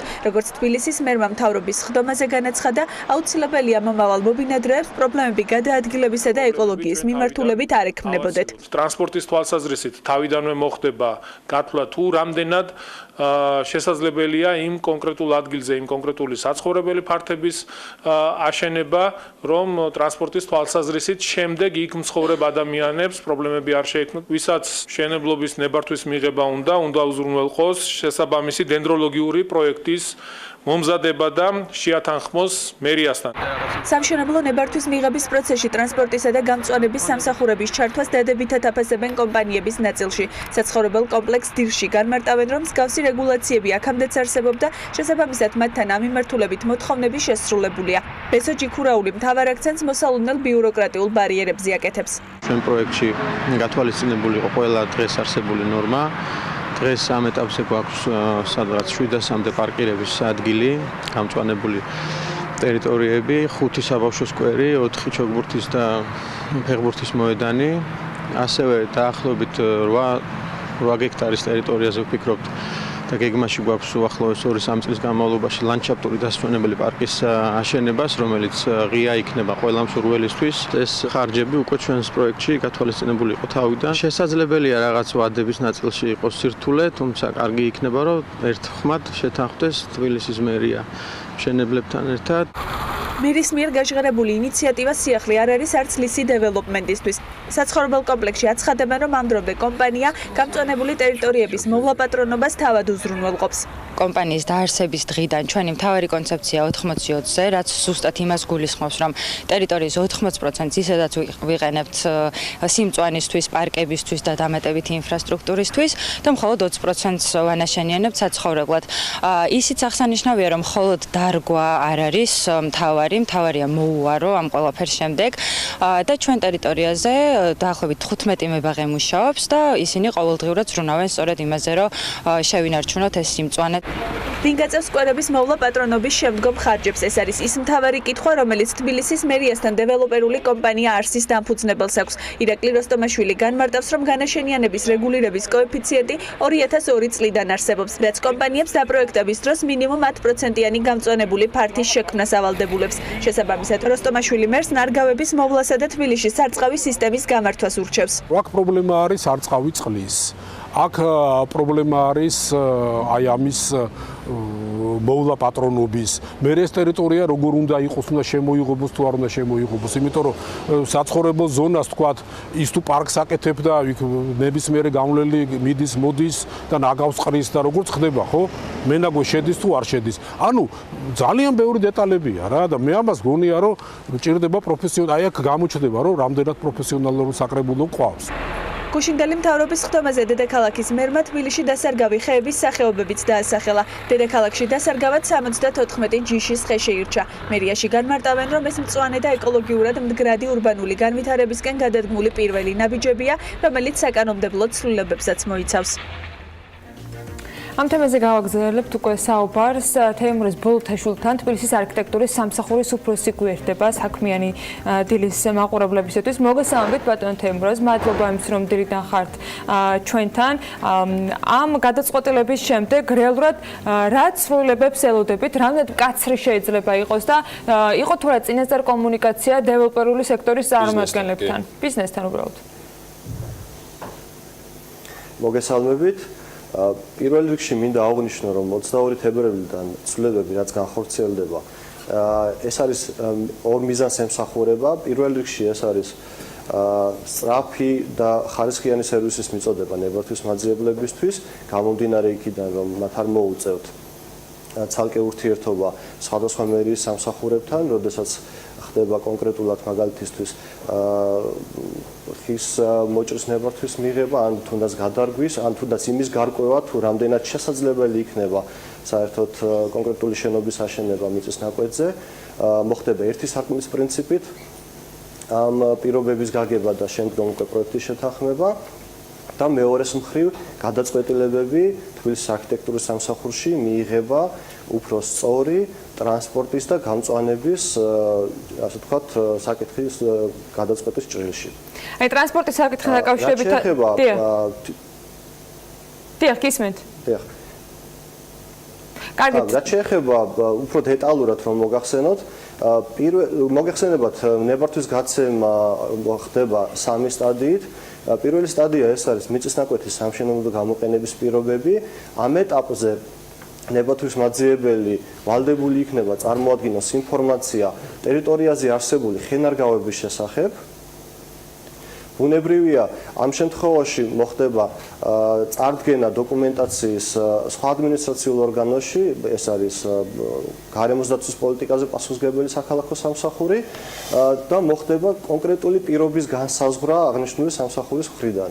თუ ტერიტორიაზე არსებობს ისეთი ხენარგავი, რომლის შენარჩუნებაც არის მნიშვნელოვანი, მოხდება აღნიშნული პირობის ჩადება მიწის ნაკვეთის სამშენებლო გამოყენების პირობებში. ანუ რეალურად მსგავსი შეთანხმება და მსგავსი ნებართვები ისედაც გაიცემოდა, რომ ყოველ ჯერზე თბილისის მერის სხვა სამსახურს ჰქონდა გაწერილი ეს უფლება და შესაბამისად ბიზნესებს ჰქონდათ ვალდებულება, რომ ისედაც ჩაეყენებინათ საქმის კურსში თუ რა ტერიტორიაზე უწოდოთ, თქვათ, გამწვანების შეზღუდვა ან სად უხდებოდათ გადარგვა ან ხის მოჭრა. ეს ინფორმაცია ხომ ისედაც სავალდებულო იყო?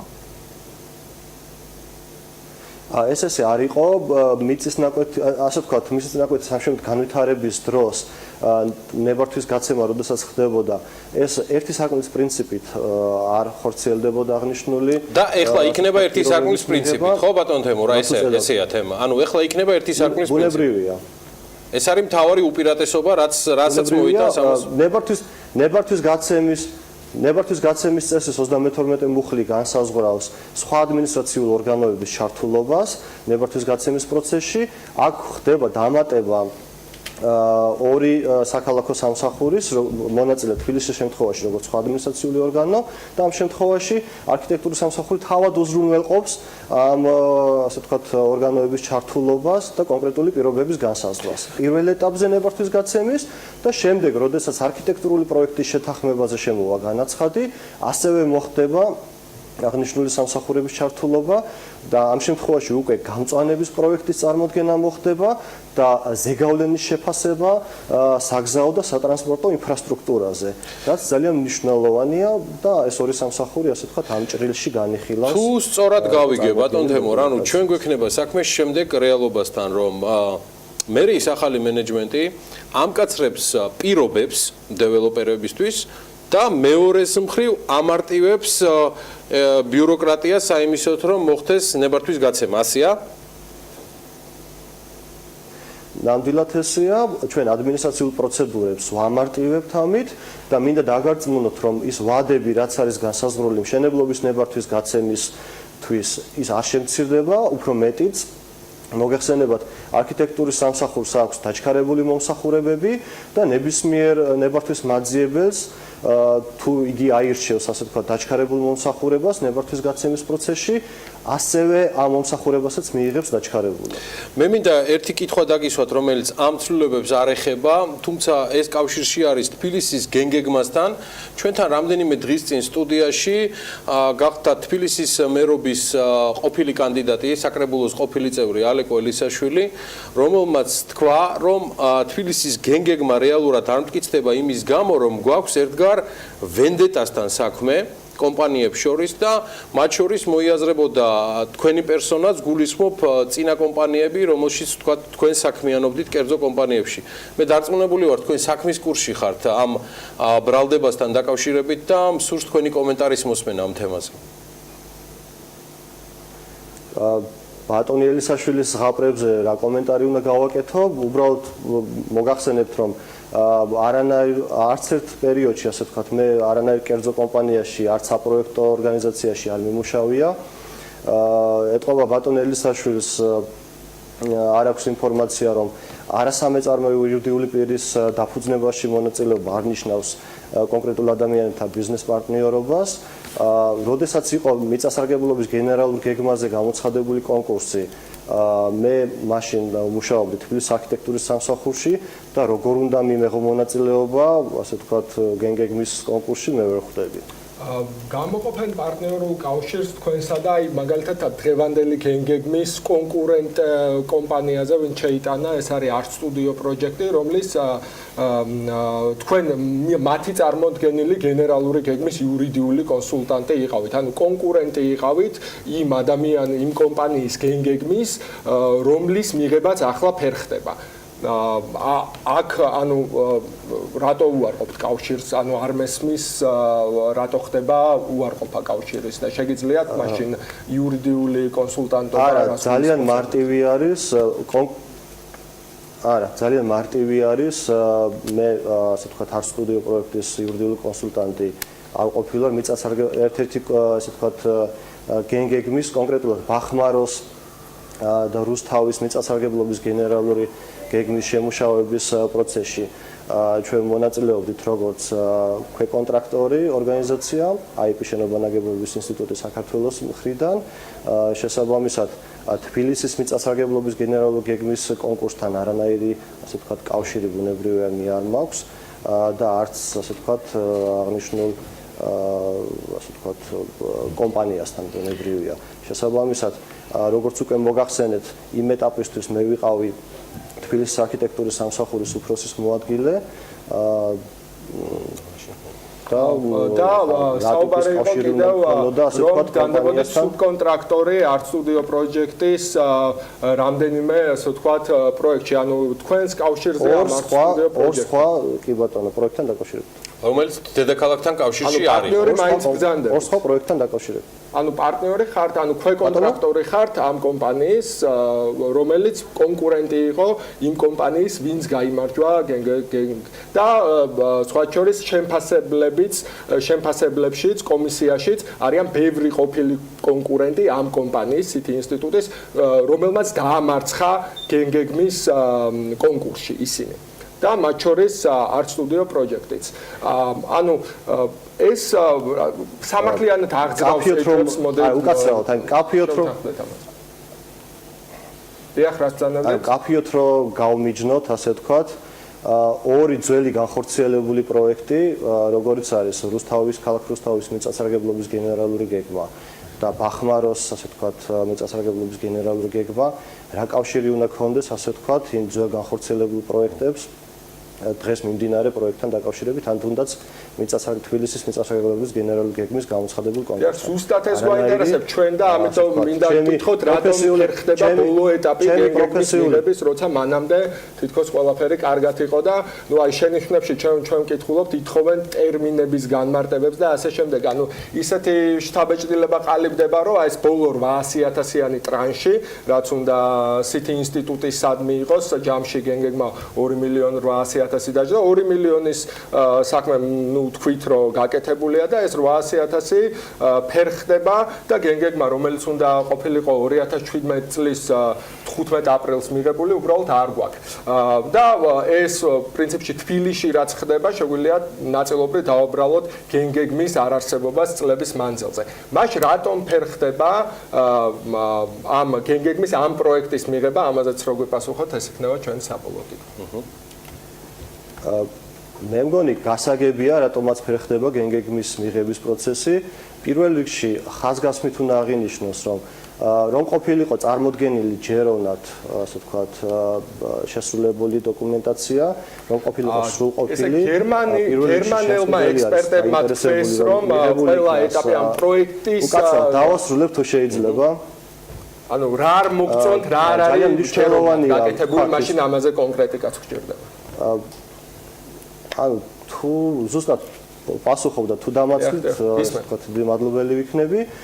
პირველ რიგში არის მნიშვნელოვანი, რომ იყოს სრულყოფილად წარმოდგენილი დოკუმენტი, პასუხობდეს იმ გამოწვევებს და იმ პრობლემის მოგვარებას უზრუნველყოფდეს, რაც ქალაქში არსებობს. პირველ რიგში შემსყიდველი არის დაინტერესებული ხარისხიანი დოკუმენტი მიიღოს, ბუნებრივია, იმიტომ რომ ჩვენი გამოცხადებული, ასე ვთქვათ, სახელმწიფო შესყიდვა არის და ჩვენ ვართ პირველ რიგში დაინტერესებული ქალაქის მმართველობა, რომ გქონდეს ინამერის გამოცხადებული 2015 წელს. ის ხარვეზები რაც იყო გამოქვეყნებული, ასე ვთქვათ, ჩვენს ვებგვერდზე არის საჯარო, თქვენ შეგიძლიათ ნახოთ. აღნიშნული, ასე ვთქვათ, საკითხების გათვალისწინებით ბუნებრივია, თქვენ გაქვთ ინფორმაცია, რომ გენგეგმაზე მომუშავე ჯგუფმა შემხედრი წინადადებიდან გამომდინარე, რაც ბატონ მერს ჰქონდა, აიღო 45 დღიანი ვადა აღნიშნული დოკუმენტის სრულყოფისთვის. ჩვენ 26 თებერვალს ჩავიბარებთ განახლებულ მასალებს. თქვენ იცით, რომ პროცესში, შეფასების პროცესში ჩართული ყავს ადგილობრივი ექსპერტები, საერთაშორისო საფინანსო ინსტიტუტების წარმომადგენლები, როგორიც არის მსოფლიო ბანკი, ევროპის რეკონსტრუქციის და განვითარების ბანკი, აზიის განვითარების ბანკის ექსპერტები. შესაბამისად, ლეგიტიმაცია, ასე ვთქვათ, ამ შემფასებელთა ჯგუფის არის საკმაოდ მაღალი და ჩვენ არ ვიფარგლებით მხოლოდ შემსყიდველის მხრიდან შემოწმებით. ბუნებრივია, ხელშეკრულებით ამის საშუალება ჩვენ გვაქვს, სადაც წერია ესეთი პირობა, რომ შემსყიდველი, ასე ვთქვათ, უფლებამოსილია ინსპექტირება განახორციელოს თავად ან მესამე პირების მეშვეობით. შესაბამისად, ჩვენ ამას ვახორციელებთ სწორედ, იქნება საჯაროდ, ასე ვთქვათ, გამოტანილი ყველა ის შენიშვნა, თუ ასეთი იქნება, ასე ვთქვათ, აღნიშნული ექსპერტების მხრიდან, მოხდება ამის ძალიან ღიად განხილვა. დარწმუნებული ვარ, რომ გვექნება შესაძლებლობა მათ შორის საქმიანი დილის მაყურებელს გაუზიაროთ. ძალიან დიდი მადლობა თქვენ იმისათვის, რომ ცენტრალურ თემასთან ერთად მათ შორის მოგვეცა ამ სტუდიაში გაჟღერებული კონკრეტული ინფორმაციის საპასუხო ინფორმაცია თქვენგან მაყურებლისთვის გაგვეზიარებინა. თეიმურაზ ბოლოთაშვილს თბილისის არქიტექტურის სამსახურის უფროს მასპინძლობით საქმიანი დილის სტუდიაში გადაცემა დავამთავრეთ. ყველა დროს ვაქცინებთ. თქვენც ვერ დაინახეთ კვალი აი სუბკონტრაქტორი როა ბახმარო და სუბკონტრაქტორი, ანუ ხო აი ბიზნეს ვაის რო შევხედოთ რა, ხო ყველანი ასეთ ისე მაგ სფეროში. ანუ სუბკონტრაქტორი ვარ მე შენი კომპანია დაამარცხა ლაპოს კომპანიამ და შენ ლაპოსთან უფრო ანუ რჩები ლაპოს ხარეს. იგი არა და მე ვარ ახლა მთავარი არქიტექტორი და ესე იგი რა ხდება მაშინ ანუ არ იკვეთება აქ რამე ესეთი ნაცნობობის რაღაცა ცუდად და შენ გავიღებ შეკვეთებს ხოლმე რაღაცებს მე ფულს მიხდი და რაღაცებს ვაკეთებ და ვარ იურისტი და თბილისის მთავარი არქიტექტორი იურისტი ყოფილა ეს წარმოწევი კი საინტერესოა მთელი ეს ამბავი მოკლედ კი ამ ამბავსაც გავაგრძელებთ საკმაოდ ჯერ მხოლოდ პასუხი მივიღეთ ამ შემთხვევაში ქალაქის მთავარი არქიტექტორისგან, სამსახურის ხელმძღვანელისგან. ჩვენ ახლა უნდა დავასრულოთ ქალების ნარატივი გელით, დვინოტელიდან, ძალიან საინტერესო გადაცემა. ამიტომ ახლა უკვე მგვანცალაღიძის დროა და 3 საათზე დაელოდეთ ანალიტიკას, სუპერ საინტერესო ექსკლუზივებით ელენე კვანჭილაშვილთან ერთად.